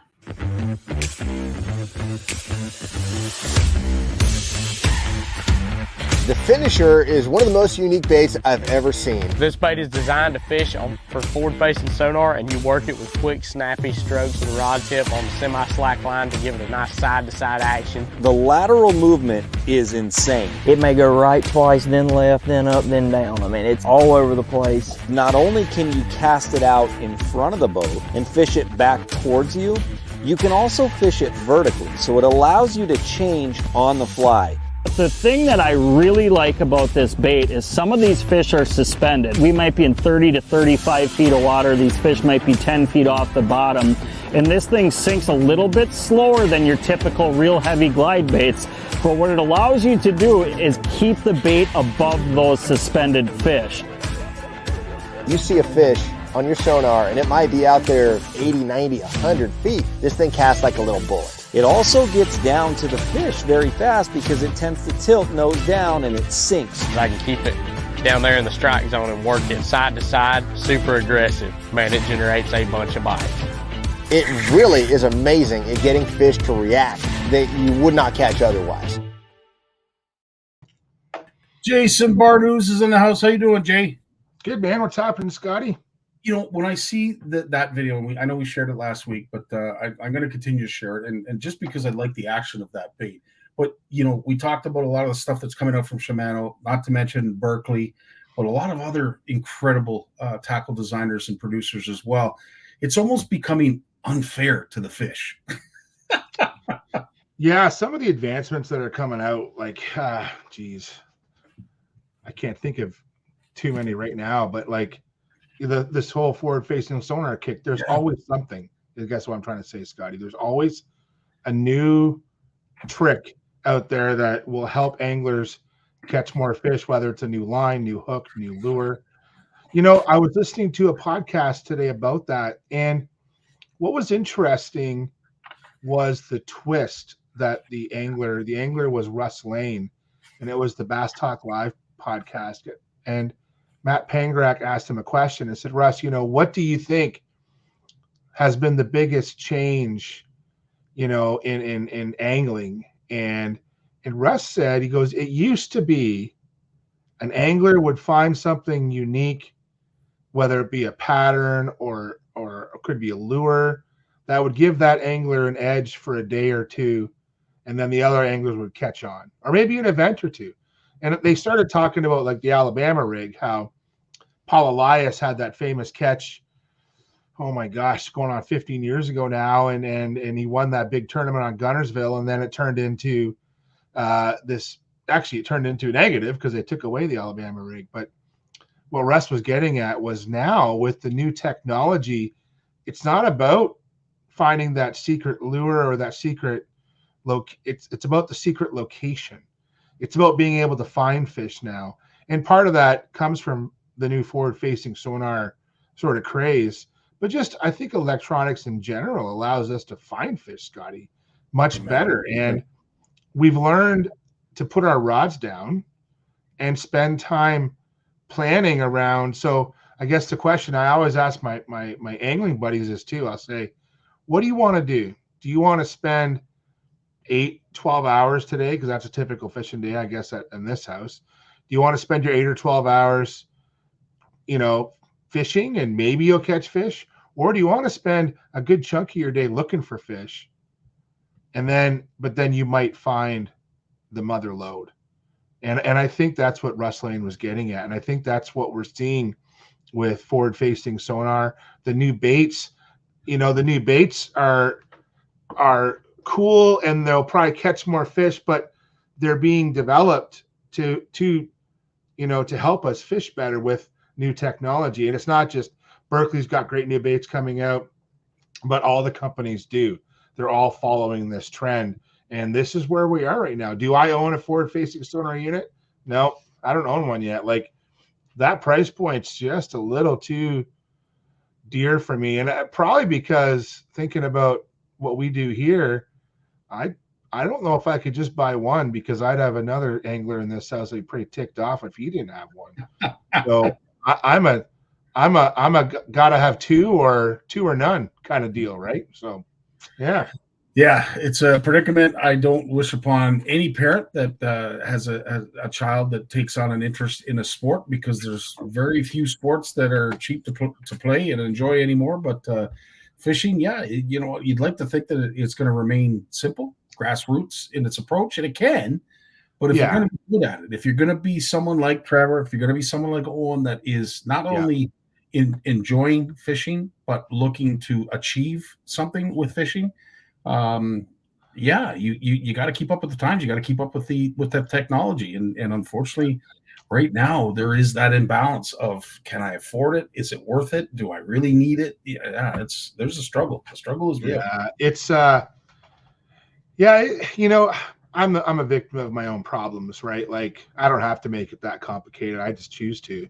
So I try to walk that middle ground. Like I get a lot of questions about what we use for our kayak fishing, and our kayaks are outfitted more or less like a small boat. We don't have trolling motors yet. That's probably on its way. But we both use Garmin 9-inch units with side scan. Actually, the units we have are compatible with forward-facing sonar. I just have to buy the transducer and the mounts. But even to buy two of those, I'm still going to be out $2-3 grand just to get the transducers and the mounts, right? So we'll get there. It'll happen, and I'm sure it'll happen. I'm sure something will come up at the last minute, and we'll we're making this happen. But I've played with them. I'm very familiar with them. If you've used electronics before, and if you're pretty electronic savvy when it comes to fishing electronics, picking it up is learning how to use it. It is easy. It's very intuitive. And it's interesting too, Scotty, talking with buddies, and I might have mentioned this last week, but there's different versions of this, right? Like Humminbird has theirs, Garmin has theirs, and I was having a great chat with a buddy last week, and I know I mentioned it, but something to be said about that 360 Humminbird 360 versus using forward-facing sonar, and he made very compelling arguments about which is better. And if you're a shallow water angler, he really likes the 360, because in shallow water the forward-facing sonar isn't always that effective because the beam is so narrow, right? It gets condensed basically. So who knows, man? But it's been dude, this winter. So What winter? I have so much time on my hands because I've made a commitment to not drive all over to go ice fishing because of our like 2-week trip to Oklahoma in March. And I'll be honest, we've been busy preparing for that trip. Registrations have to happen. We have to get fishing licenses. We've already done one seminar. We got about 5 seminars between now and middle of March, where the boys are more or less presenting. I'm kind of there I'm doing Scotty's job. I'm the MC, right? I let the boys do the talk, and I'm just there to shuffle the show along, right? Because sometimes those speakers get sidetracked, and you need someone like Scotty to reel them in. Come on, get back on track. We have several seminars coming up, and what's great is at the last one we put the hat out, and the boys brought home $130 of donations to help with the trip. So shout out to the Golden Horseshoe Outdoor Club. And if you see us at an event this spring, the hat will be out. We're not asking for donations, but all the money goes right to the bankers, i.e. Becky, Owen's mom, and Heather, Trevor's mom. They are the managers of the trip. I am literally just the chauffeur, dude. I'm the chauffeur and the guy who helps find the fishing tackle that the boys need. But so if you see us around this year and you want to throw a few bucks the boys' way, feel free. It's going all into the travel fund. Most of our expenses are fuel and Airbnb money down there for almost 2 weeks. So looking forward to it. And as are we, very proud to know that Trevor and Owen are heading down to Oklahoma and doing some wondrous things, because I think that is what an experience. And Jim said in the outset before we went live, how we are taken back. Not surprised, mind you. I know I'm not at some of the work that we're seeing Trevor do when it comes to presenting and seminars. He's a chip off the old block. I'll say that. I always thought he had it in him. I wasn't sure if he wanted to do it necessarily, but I'm so glad to see him doing it, because it's everything I thought it was, and even Jim said the same. It's impressive. Yeah, and I'll be honest, I've kind of taken a bit of a break because I think I just want to keep the wind in his sails a little bit, if that makes sense. Like if we're both doing videos and stuff, it's like we're cutting each other's grass a little bit. So I'm in the background just kind of encouraging him to do it, although there's days he should be studying for school and he's downstairs making another Instagram reel. You're like, okay, well, you didn't study for your biology test like you were supposed to, but I'm glad you talked about that new bait that came out last week. But so I'm really mad at you, but I'm going to be mad later. Right now. Yeah, I'm like, you did a good job of the video, man, but I'm supposed to be mad at you. So, yeah, but it's interesting, George. When we talk about electronics, George Morgan brings up a great point that I think of a lot of us that are a little long in the tooth. It's interesting how it's gotten away in what George will say here is a half a generation. Anglers have gone from enjoying days on fishing to having to keep up with the latest electronics to become a successful angler. I totally appreciate that comment, and that maybe, if you're looking at it from the outside in, is how you would perceive it. Yes, to the tournament anglers, it is all about keeping up with the electronics. And as we had Greg on here talking about De Palma, his suggestion would not be just to buy forward facing, but also the 360. Yeah. Well, that's just not reasonable for guys like you and me. It's just not reasonable. It's great advice that if you do have the money, invest in both of them, because they have this advantage with the one and these advantages with the other. Great advice, but you know what? It's just not practical. I think what's important, you got to keep things in perspective, right? So when it comes to electronics, I've said this on the show before, like you're looking at something that's around $1,000 is going to get you, you're looking at something that's probably going to get you side scan, an entry-level side scan unit. But even if you can't get that, like if you can get a unit that can give you depth of water, can give you bottom transition. So most color units will give you bottom transition from different bottom hardnesses. It'll also give you weeds, if there's weeds or no weeds. So you got depth, no weeds. Temperature is so important. So water temperature is so incredibly important, especially if you're fishing in the spring and fall, especially in the early parts of spring and late parts of the fall. Water temperature is incredibly important. You know, so if you went without a side scan unit and you just went for depth, for a color sonar with depth and GPS, which is most of them come with GPS now, you're less than $500, you know, or even less than some of the deals that are going to be coming up this spring. You're going to see units for $300 that do all those. You don't need to go crazy with forward-facing sonar at all. And in fact, I don't even know how. I'm curious to see how. So what you're going to see this year on the Elite Series Bassmasters is anglers are going all in. There's anglers that are going to have 4 and 5 forward-facing transducers on one boat. They're going to have up to 5 to 6 screens on the bow of their boat. And what I think about is, how are the boats even built for this? Like the weight alone of 4 to 5 screens on the front deck, plus your trolling motor, plus the different sonars, the different transducers, you know, especially if you have a 360, wow, like the weight of that has to really impact how those boats handle. And I was actually curious if boat designers now are having to think about the bow weight of these boats to reinforce it somehow.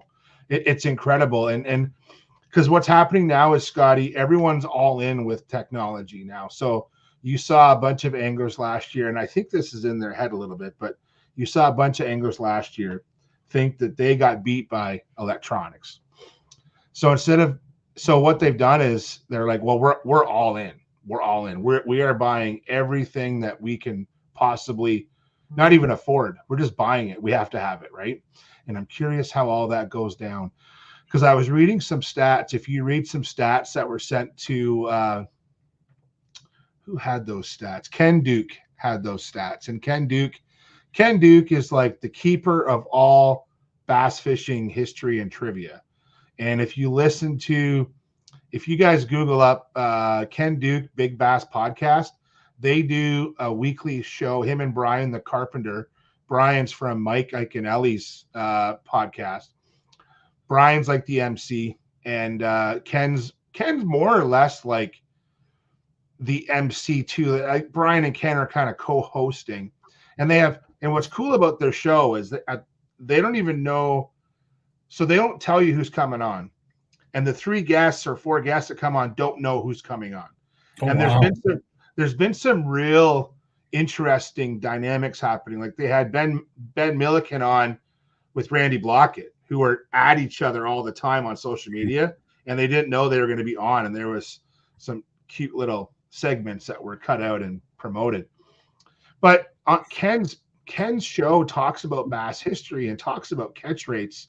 And overall, the catch rates were not significant last year with increases in forward-facing sonar use. The catch rates were not that much more. And it hasn't really been a trend to see the catch rates going up. So we'll see if it really, you know, as anglers, we think things are happening, but objectively we have to think about things. And when we think about things objectively, sometimes we might get a different interpretation.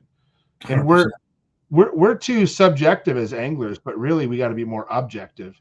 And we'll see what happens this year, but I'm looking forward to seeing how things roll out on the elites this year. So as are all of us. But I will say this comment here from Bill brings us back to where we were and where we should be. I was successful long before live school. I've had days I actually catch less fish than I have 10 times more fun. Listen, at the end of the day, if we're going out and wetting a line, catching a fish is definitely the goal. Having fun is just part of it. It's about getting out in the outdoors. And as I said, we're going to have Haley on in the coming Mondays to talk about how fishing, getting out in the outdoors improves your mental health. But that aside, Haley from, I think I've met Haley before. You may have, yes. But it's Yeah. really cool. I can't wait to introduce her. Yeah.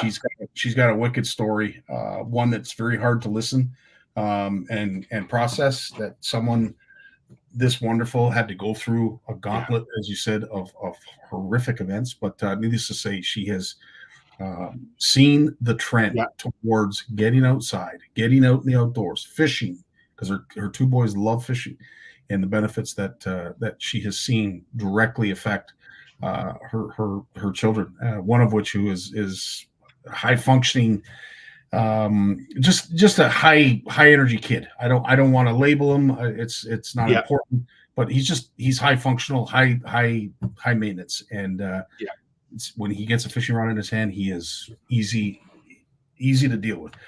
However, I was going to say, like, we tell our kids all the time, like, be like, the world's an interesting place. I don't want to too philosophical here, but be happy for what you have. Yeah. Because there's people out there going through a lot worse things than we have to go through. Yeah. We're not perfect. We're not by any means, but I think that, and this kind of gets you back to electronics, like with Trevor, we aren't rich people by any means. We afford what we can, and we probably do things that we can't really afford, but we do it because we love our kids. Dude, you went through, dude, you grew up with kids and hockey and stuff. Like, you look back, you're like, oh my God, that's a lot of money I spent, but you don't have any regrets because you had a good time doing it. Right. Yeah. And, I think what's cool about, so I'm not in a real hurry about the forward-facing sonar. Let me tell you why. I'm very proud of the fact that I see people become too reliant on technology, and maybe not just fishing, but everything.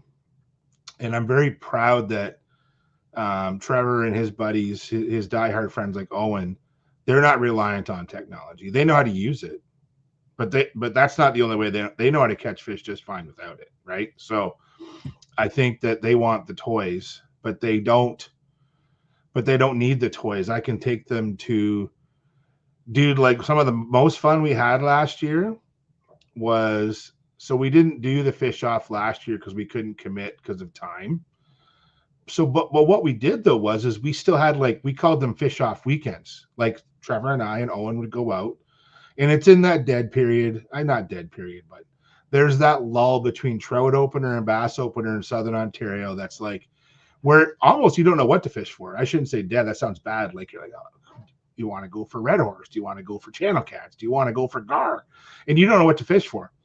And so we have these fish off weekends. It's usually an entire day. Like, we'll take a Saturday and go dawn till dusk, and they can catch fish just fine with a piece of worm and a hook, and really enjoy it while their high-end kayaks are parked in the driveway, and it doesn't even faze them, right? Like, and especially when it's long weekends, when they know the boat ramps are busy, it's like, yeah, we don't want to go sit in line for that. Let's go catch some big red horse and do a cool YouTube video. And I'm like, that's great. Let's go do that. So, and now too, the boys have a tentative project coming up where someone's approached them to do some filming for them. We won't give a lot of details, but this hopefully will roll into possibly a part-time job in the summer for both boys in the fishing industry, filming fishing for someone and do editing videos for people. So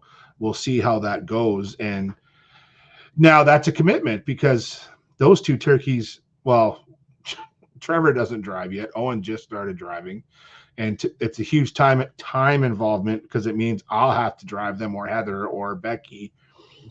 But we're happy to see them being engaged in the fishing industry, right? So whether it works out or not, it's been cool for them to be involved with putting together. And dude, you've been part of this before. You got to cost it out. You got to go through. So Trevor's learned recently what it costs to go fishing, like the true cost of a Saturday of travel. What does that cost? Gas, food, lodging. And because he works part-time, he knows the value of $1 now. He's putting money away for school and for a car. And he's like, is that what it costs? I'm like, yeah, man, that's what it costs. But we do it because we love it. We don't complain. And it doesn't have to be like that, but sometimes it is.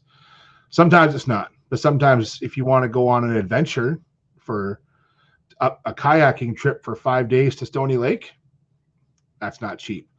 But that's okay as long as you understand what it's involved, right? So this has been what we've been going through this winter. So, dude, we haven't been ice fishing because it's been awful, but we've been spending our time, like, we're still busy with fishing stuff. Like, it's crazy how it just never ends, right? It doesn't. You're 100% right. Yeah. As Justin said, congrats to the boys. And I'm sure everybody at CFN has the same feelings. That's awesome to hear that, it's becoming more than just a passion, but it might turn into something worthwhile. We'll see. And yeah, it's basically, dude, like I said, I'm just happy to give them the runway, and I'm kind of just almost like giving them the wheel, man. Just awesome. You guys got the wheel now. I'm just here. I don't know. I don't need to be taking any steam out of their sails. I'm there to kick them in the ass if they need it, and I'm their biggest fan.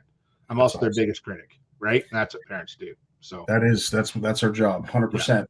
Speaking of jobs and forward-facing sonar, we ran into Darren from Doss King down at the boat show, and one thing I will say is his kayaks are being built to hold and house all of the electronics. What other advancements that are coming, these Doss King kayaks, they're geared to hold all that stuff. So yeah, I have to give a shout out to Darren, and I wish boat shows and stuff were closer to me. But I'm going to try and show this here. I don't know if it'll work, but dude, his new kayak, the Zeus, is, so I run a Kratos, and the Kratos is more or less, so it's 13 feet long. It's roughly 30 inches wide. It weighs about 115 pounds. The new Zeus kayak, I'm gonna see if I can find a picture of it here because I know I got it here somewhere. So his new Zeus kayak is the same length, but it is, oh yeah, there it is. I'm gonna see if I can share this, dude. Let's see, share screen.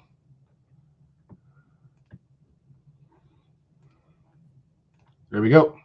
There it is. Yep. So this is the new Zeus kayak, and it's hard to tell in this picture, but basically what they've done is on mine, which is the Kratos, which is a smaller version of this, they have a new Kratos too. So basically it's a wider version. The seat is higher. The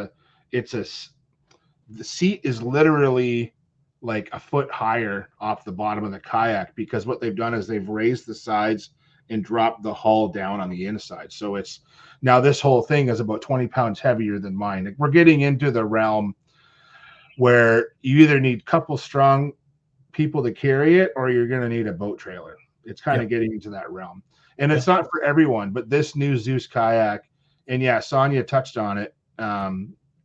Matthew's been using it, one of the pro staff, for salmon fishing. And I believe that Matt and Aaron Shirley played a part in this. This was designed not for downrigging for salmon, but basically it's a Great Lakes kayak. That's kind of the dream that Darren had with this. And basically it was to demonstrate on this kayak, like when it's set up at the show, Darren sent me pictures, like it's got downriggers on it. It's got everything you'd want on it to go salmon fishing, which is amazing, which is, never mind salmon fishing, like smallmouth fishing is way less involved than salmon fishing, right? But it is truly set up. And what's cool about, and you can see on the stern here too, they've set it up so that you can put like some of the new power pole brackets on there. You can add a trolling motor stern mount if you want, but Doss King does come with a trolling motor that actually fits where the pedal drive is. It is just a very cool kayak, and I really think if anyone gets a chance, go check them out at the upcoming trade shows. Darren's such a great dude. I'm going to put that right out there. We were talking backstage about, working in the fishing industry and how it's hard sometimes because of allegiances. And what's cool about Darren is He just gets it. He's not like his background. You probably know this. Like he comes from the Walker downrigger. Like he explained it. He explained it to us where he came.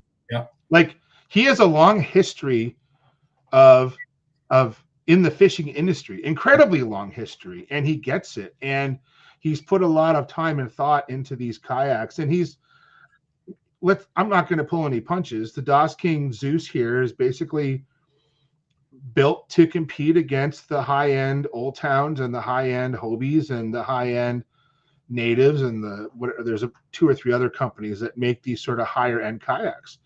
But this one, if you want to be comfortable in a kayak, this is the one. Like if you're tall like me, so I ended up buying seat risers for mine. So I love my kayak. It's a great kayak. Done me well. I put, I don't know how many 150 days in the darn thing in 2 seasons, but I had to get risers for it. I'm 6'3", so just getting in and out of this thing when you're in a low position is hard. And like I bought risers to get the seat up 3 inches so I could step out instead of almost like rolling out. Okay. This kayak, the seats itself are already like 6 inches off the deck, but it's wide enough that it's not. So the higher you go, the more you're prone to tip. I'll tell you though, that usually in these bigger kayaks, my experience, not for me, okay, not for him happening to me, but I've watched this happen. Most people don't flip the kayak.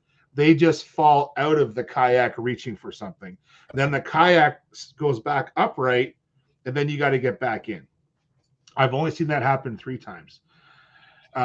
Once because someone wasn't paying attention like at all, and the other 2 times someone got a lure stuck on a dock and was reaching over too far and should have just asked for help or cut the line and then went another way around. Yeah. But I'll tell you, these new kayaks from Das King are fantastic, and the pricing on them too. Darren he's going after it. That's all I'm going to say. He's going after and is this kayak better or worse? It is comparable to all those other kayaks, hands down. And in fact, I know this for a fact that the hull, because of the way their hulls are built, Darren put so much work into the hull that the hull design is a lot more durable than a Hobie, for example. It is a great kayak. And yeah, I hope to get my hands on one of these bad boys because it is built for guys like me. Yeah. It truly is. If you're a bigger individual and you want to get into a big kayak that can hold you up, this is the one, the Zeus for sure from Das King. So, well, you might have a difference of opinion after I tell you this. When I was looking at the Zeus, because Matt Saveas was on display, up with all the electronics, and I saw the price point. I'm like, that's reasonable. I mean, it's not it's not cheap by any means, but it's reasonable. It's feasible. Yep.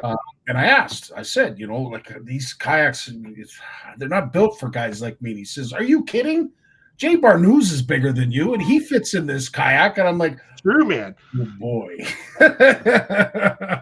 I'll honestly say, like, I think that Darren loves using me as a sales pitch because there's so many people out there that are like scared to get into a kayak, and then they meet me and they're like, "You pedal around in a kayak?" And they're like, "Yep."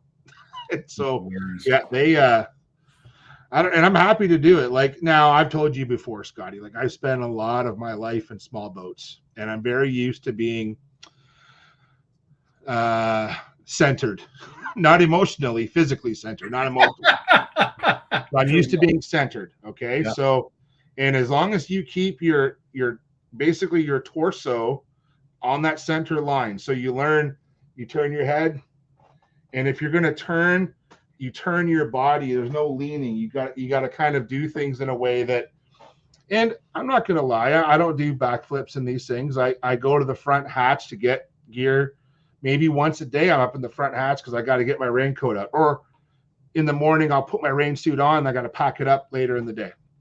But for the most part, everything I have is around me. And what's really cool about these kayaks, what Darren's done a good job of, my Kratos didn't have as many places to mount things on. So I did a lot of customization with it where I put tracks in places, gear tracks, and mounted things on it.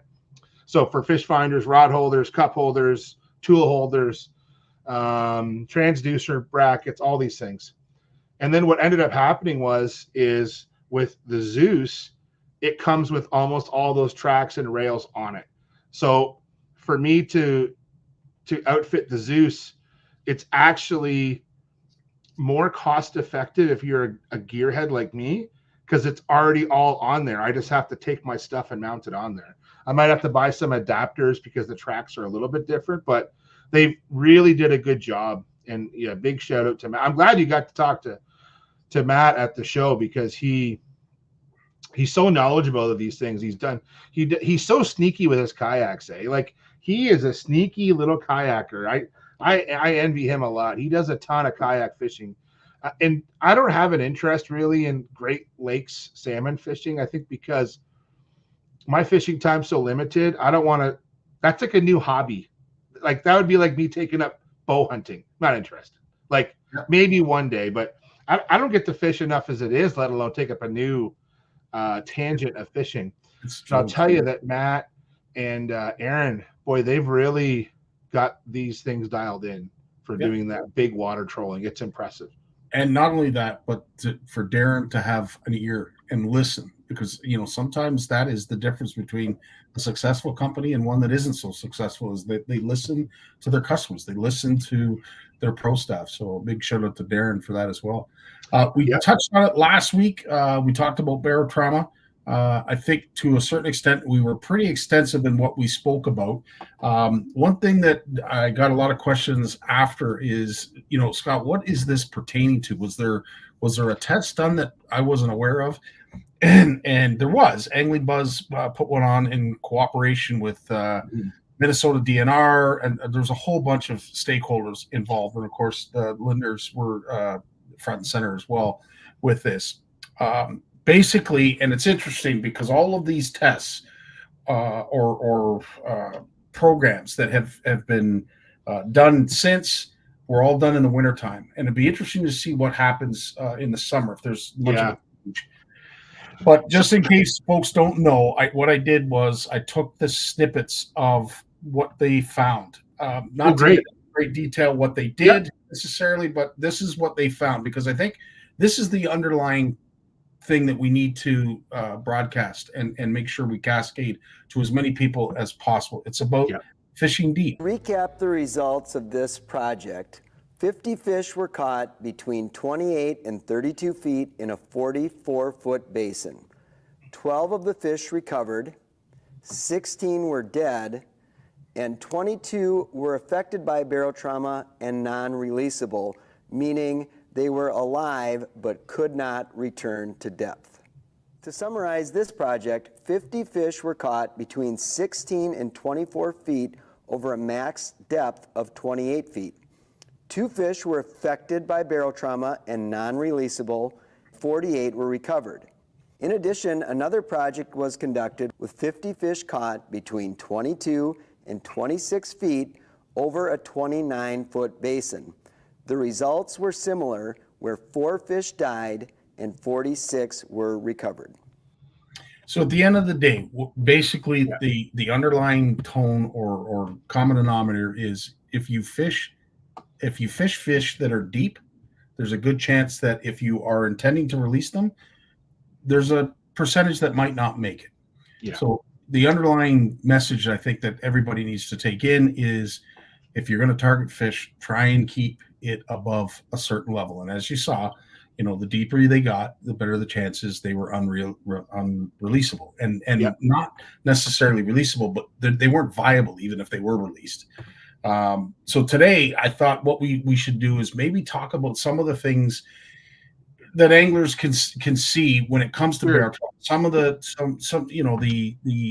signs, if you will, that the fish display that they're well. And maybe let's start with a little bit of context about that study and why it even happened. So in Minnesota, from what I read about this particular study, was before the study happened, they have a stakeholders group in Minnesota that basically is a group of folks who are agency staff and like resort owners, professional anglers, and others who sit on a panfish council who look at how to manage panfish in Minnesota, more or less. And some of the work that's come out of Minnesota for panfish research, it is what's driving panfish biology across the northern latitudes in North America. So they're the ones that they've done a lot of work looking at, we've read about don't catch and eat all the males, because the males,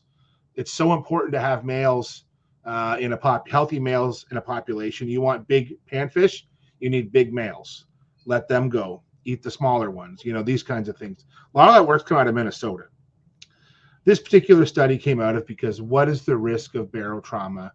And with forward-facing sonar, there's a lot of people targeting panfish in deep water, and because it makes it fairly easy to catch them. Like, you can see them if you can locate them. We talked about this in the beginning of the show. You still got to find the darn things. And so don't think because you got forward-facing sonar, your world's going to open up and you're going to start just catching fish hand over fist. It's not like that. But it does help you understand fish behavior really well.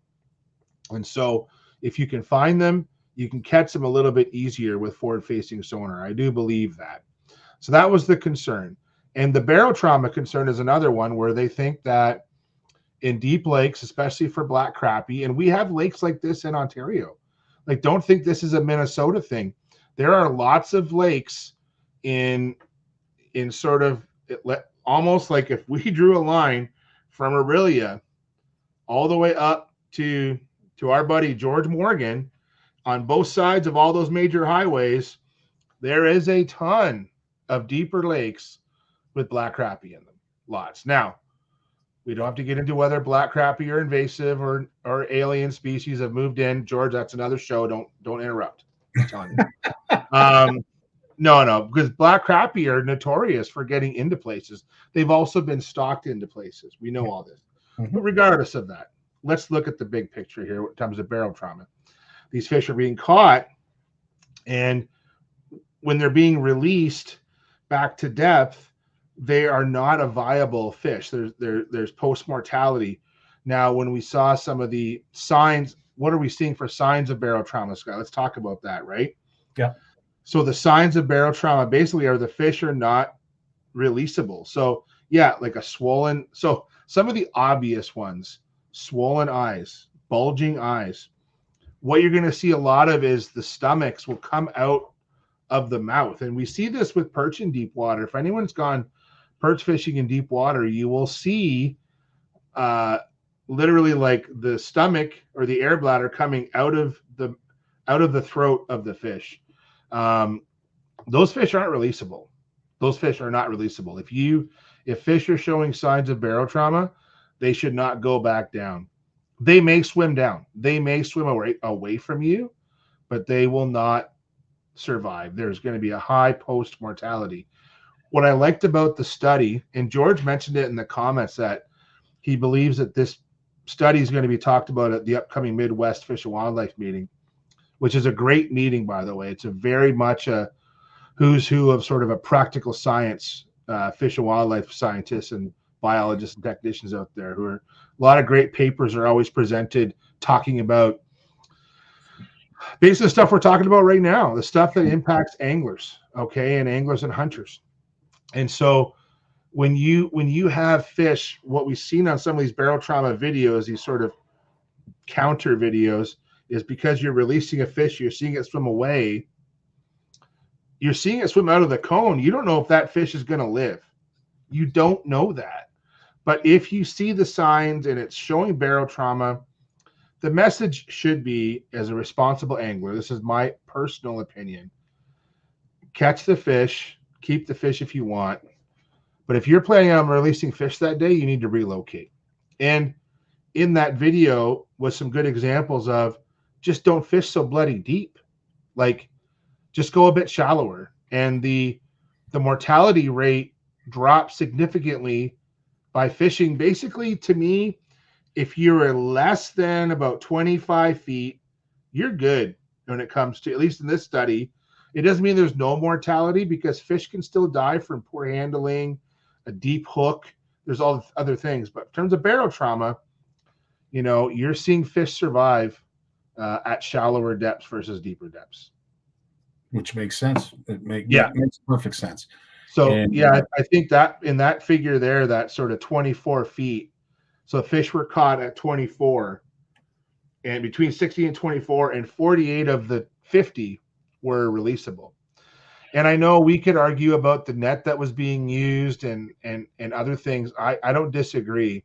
What I am happy with about the study is how they went about it, doing things in a repeatable way that allowed for this is what we struggle with in fisheries research, is how can we do things in a repeatable, objective way that gives us the information that we want, and we try to remove issues around bias. So in that study, for example, how fast did they bring the fish up?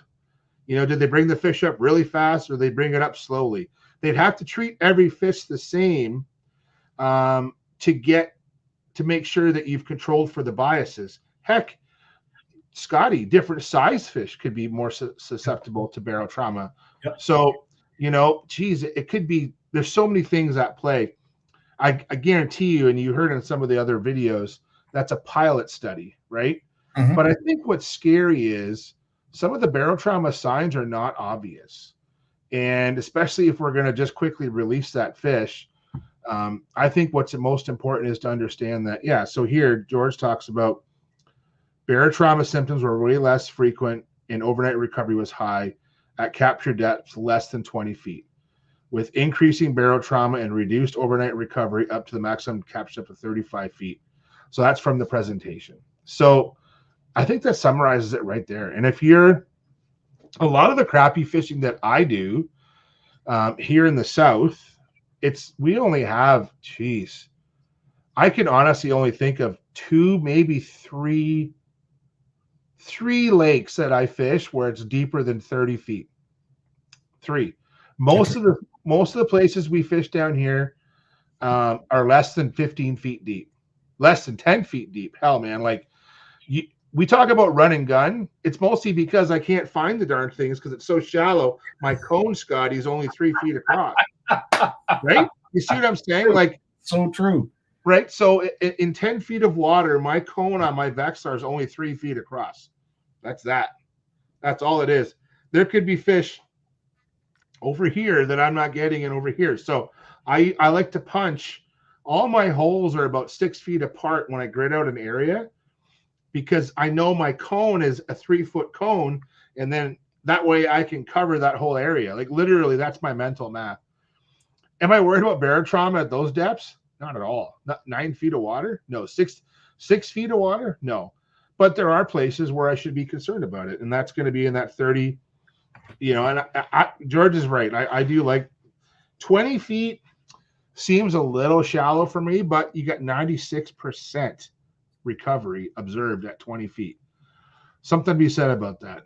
Amen. Right? So, and there will be more studies on this, but I'm happy that Minnesota DNR took the first. It may not be the first study. I don't want to say that because I don't want to take away from others who might have tried it. But definitely that's the first study that I've seen in recent time that's looked at crappie and barotrauma. Barotrauma has been an issue with marine fish for a long time.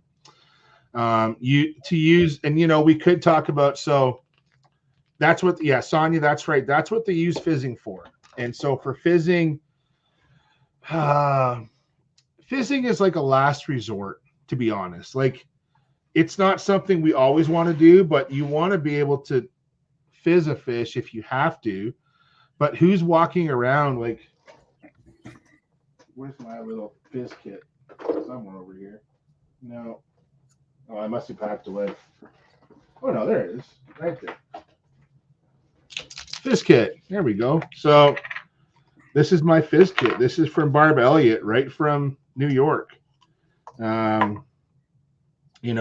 Have I fizzed a crappie? No. So there's my needle. Okay. There's my reamer, and I'll demonstrate this. Hopefully. Maybe not. Anyway, here.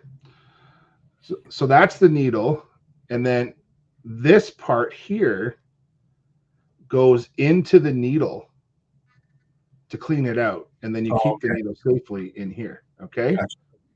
So why do we want to clean the needle out? Well, historically, when you'd have a needle and the needle gets dirty from a fish, so when I put the needle into the fish to fizz it, I'll get a piece of meat in that needle. That's an 18 gauge needle.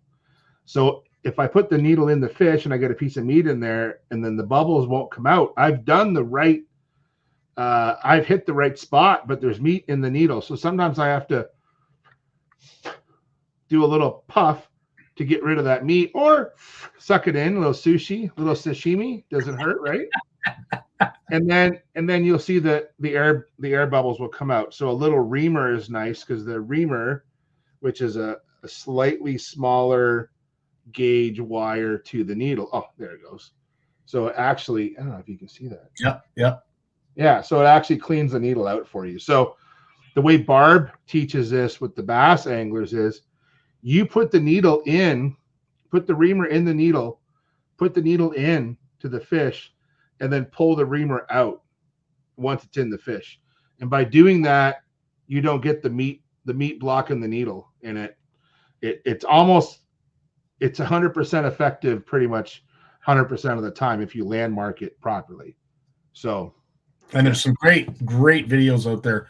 I think when I first started into social media, I was amazed at how few videos there were when it came to fizzing. But lately, especially now with barotrauma a hot topic, the number of fizzing videos that are available from saltwater species all the way to freshwater is remarkable. So if you are interested to learn about fizzing, because it's really not something that we want to teach, and for obvious reasons, we want to steer you clear of those deeper fish, in hopes that if you are practicing catch and release, that you're going to release a viable fish.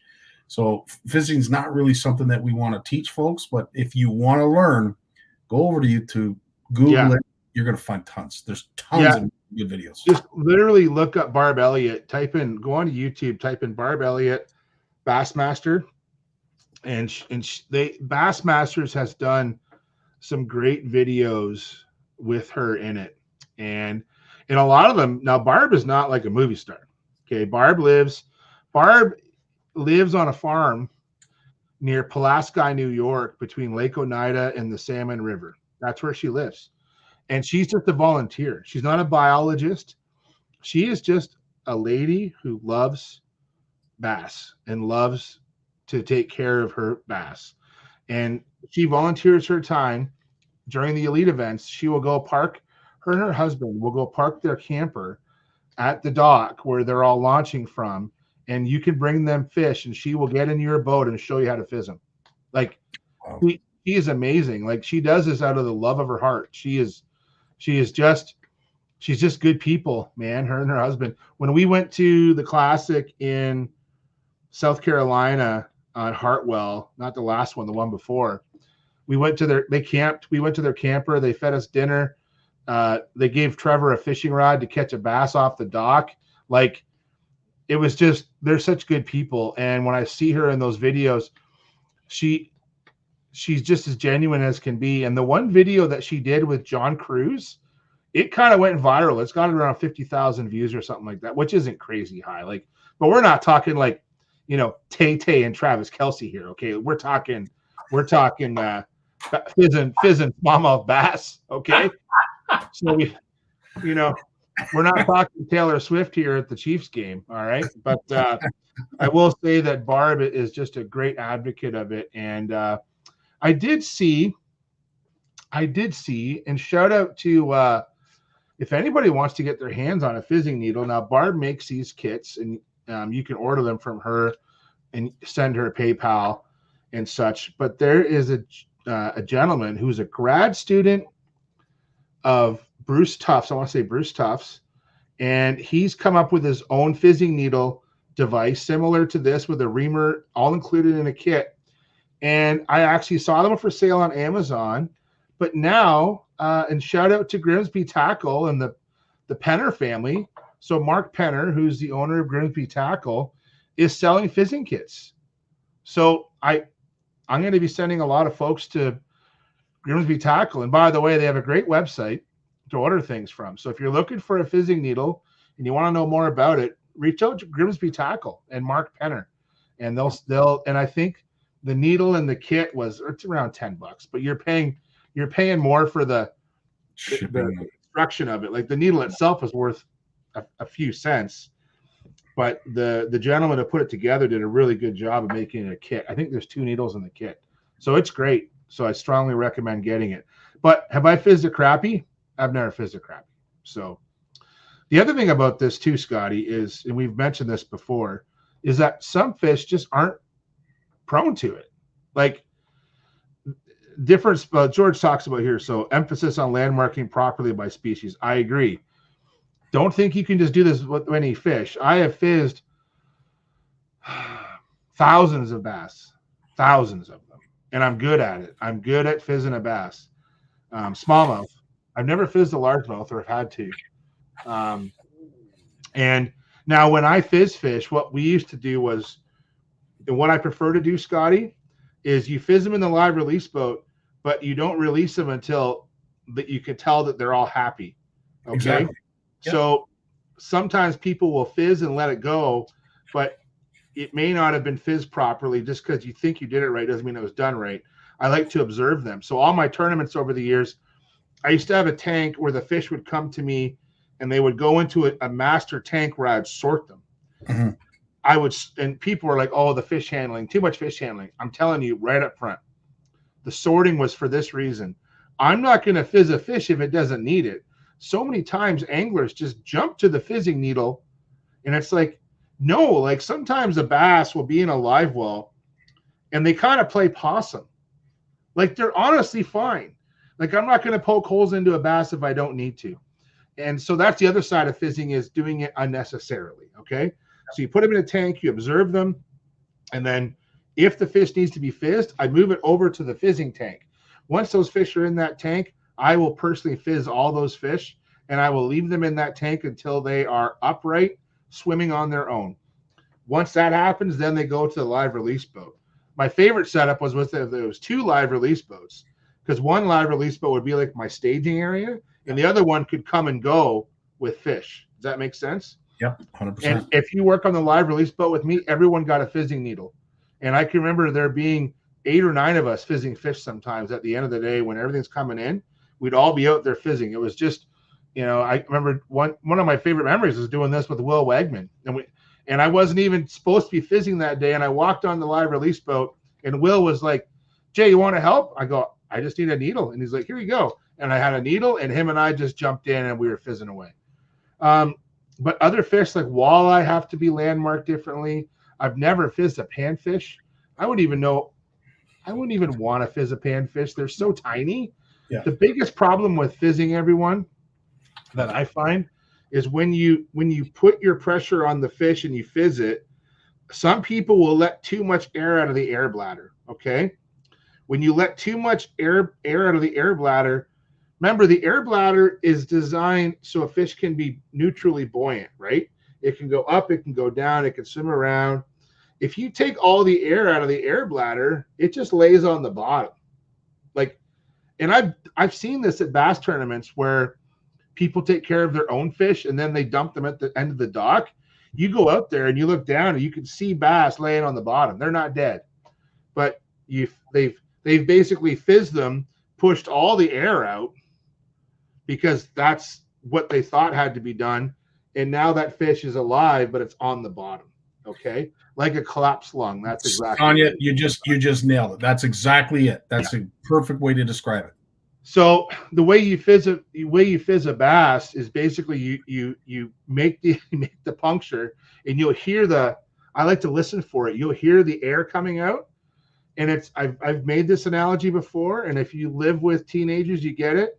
It's just like letting out gas, and it's like, and then don't push on the fish. Like the fish, the air bladder will just, I don't know, it'll just deflate nicely, and then it'll stop, and then you pull that pin out and you let it swim in the tank.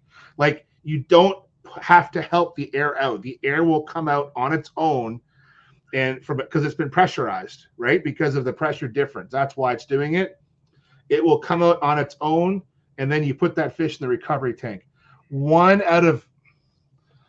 Maybe 1 out of 40 bass or 50 bass, I might have to re-fizz because I didn't let enough air come out. But even that's probably high. It's probably even lower numbers than that. So, but it's literally, and what you'll see is they're like, when they need to be fizzed, they're all tight, they're all tense, and their spines are up too. That's one sign of a stressed fish, is their spines are all upright, right? And I don't mean, so if you grab a crappie or a bass, you'll see their spines, they're moving, right? But if a fish is suffering from barotrauma, typically their spines are like outright and they're not going down at all. When you fizz it, it just relaxes. It's like, oh, that felt good. Get that out. Like, we can make bathroom comparisons, but that's honestly what it looks like. It's so true. But I have seen people in the past really pushing down on fish to relieve the air. And to Jay's point, that bladder's supposed to hold a certain amount of air so that fish can be buoyant. And I don't know if you over fizz a fish, will it take on water? Will it become more harmful than not fizzing at all? Good questions to ask. I don't have the answers for it, but to Jay's point, it was said to me before, and I've seen it firsthand. You only allow the air that needs to come out, and you'll know because it'll stop blowing bubbles once it hits that. Well, and to Corey's point, like fizzing is a bit of a controversial, like barotrauma was controversial, so is fizzing. And should we be fizzing fish? That is a good question. Like, so if I'm in the middle of season and if I'm going to a tournament and I'm fizzing fish, and a lot of volunteers I've done, I actually have a toolbox, okay, where I have a bunch of these, and I take the needles out and I actually put them into a hard container. It's a hard plastic jar. It's like a small Nalgene container, and it's got 95% ethanol in it, and I sterilize all the needles because I know I'm going to be fizzing a bunch of fish.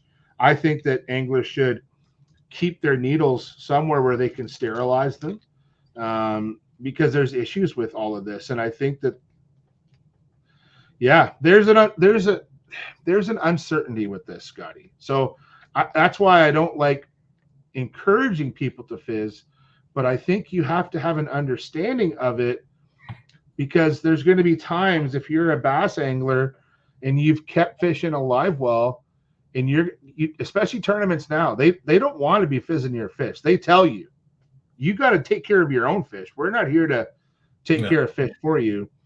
And so you better know how to do it. And if you don't, you're going to have a bunch of dead fish on your hands. That's the thing. So 100%. Last word, obviously, George, he's great advice. Rule of thumb, time to fillet must be greater than the time to fizz.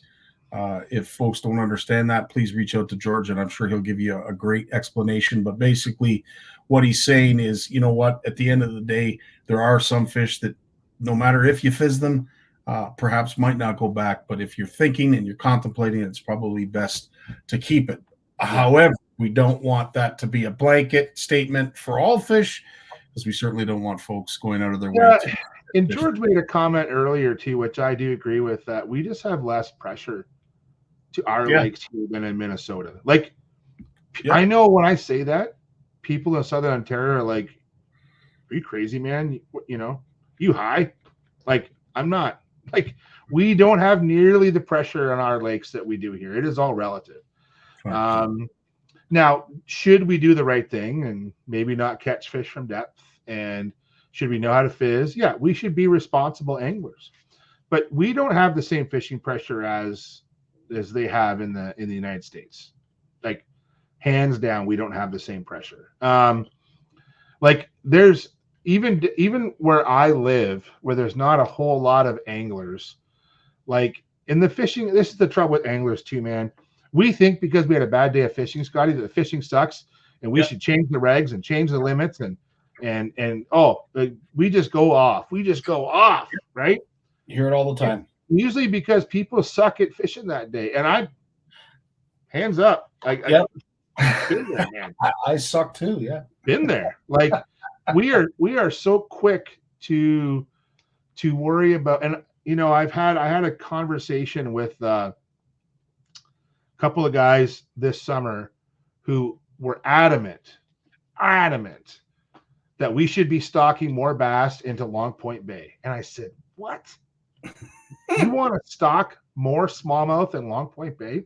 Probably the most, I guess I'll call it the most fertile spawning bay for smallmouth bass in the north side of Lake Erie, like anywhere. They're like, yeah, because we went out there this year, we went out twice, and we didn't get our limit. It's like, please. Like, and I got in the guys, the one guy, I was trying to be nice. And then the one guy got in my face a little bit. And I said, dude, I took 2 teenage boys out in kayaks while you were out in Long Point Bay. We were 20 miles east of you, and we caught 500 bass in 3 days. 500. And that's not even an exaggeration. We counted. Like between, and do we know what we're doing? Perhaps. But dude, we're in a kayak. We're in a kayak. Like, but the thing is that there's people out there who have one bad day of fishing. And I've been to these same smallmouth spots on different days, and I've done terrible. Right? But it was a perfect storm. The weather was flat calm. It was sunny and hot, and they were on fire. Lights out. Best smallmouth fishing I had in years. At the same time, people were complaining about it. This is the problem with anglers. We're never happy. And we live in a world, and I'll end with this, Scotty. We live in a world where we have to put up with taxes and, we don't like our neighbor. We don't like our job. The only thing we have in our life that we love more than anything is fishing. And when fishing sucks, that's when we get grumpy. Yep. It's so true. Yeah. True. To your point too, when it comes to fishing pressure, I always say this to folks. Can you count how many put and take fisheries we have in Canada? How many do they have in the States? Oh, geez. Thousands. If they don't have natural reproduction in so many lakes that they, without put and take fisheries, they wouldn't have fisheries in so many lakes. Yeah. And the quality of the fishery, like I try and tell people this all the time, and my friends in the steelhead world get this. Wild reproducing steelhead are so much more viable. And that we're not talking about, okay, so we're not going to get into, is a Great Lakes steelhead a steelhead? That's not the discussion. The discussion is there's a lot of stocked fish in the Great Lakes, stocked rainbow trout. But the ones that survive to spawn and those return spawners that are successful, those are the genes that keep us with good viable populations. Amen. Just dumping a bunch of pen fish into these lakes, and I catch them too, but in the end, those aren't the viable fish. The bass that we have, the walleye that we have, Scotty, the muskie that we have, those are all natural reproducing 99% of the time. Yep. And we need to protect those resources, right? Amen. So yeah, we have it good, man. We have it good. Like I wish I could catch more fish, but I know at the end of the day, we have it damn good. So yes, we do. On that note, Jay, as I said, can't thank you enough for all of your time. We've literally gone an hour with just you and I, but we had lots to talk about. Yeah, some really interesting, some topics, some interesting conversation that came up. Of course, I can't thank you folks in the comments section, all that you are watching. Some great questions, some great things that were mentioned and brought up. So it's what builds it. It's what makes this all work. We have a very knowledgeable guy in Jay Barnucz, but you know what? Having you folks ask the right questions also helps in big ways too. So Jay, thank you so much from on behalf of our entire community, and we look forward to seeing you again next Monday. Buddy. Yeah, thanks everyone, and we'll see you next week. Looking forward to it. All right, you take care. All the best, my friend. That's a long show. I'm glad some of you stuck around. Really appreciated that you did, because there was some great information that Jay shares, and he usually does. He's a great anchor, great guy to have as the last one to come on, because as I said, it usually is a lot of really pertinent information that we're listening to, and stuff you anglers want answers for. And again, it's why this works. We got Big Jim, we got Lawrence, and we got Jay Barnucz, and of course we got all of you who I can't say enough good things about. Thanks so much for all you are and all you do, for keeping this alive, supporting our CFN community, and of course all of our initiatives and programs. I can't thank you enough. Again, be safe wherever it is that you're going to go fishing this week and this weekend. Just be safe, be conscious that you're doing the right thing. I know we talked and threw a lot at you tonight, but our biggest thing is making sure you guys and gals all come home safely. So be aware, be conscious, and don't get yourself in a jackpot situation. In the meantime, have yourselves a great week. Love you all. You take care. Dave, take us away, my friend. Well, as much as I hate to admit it, I guess we've run out of time. So I've enjoyed it, but I'm going to do something I haven't done since season 1. Turn out the lights, the party's over. They say that all good things must end.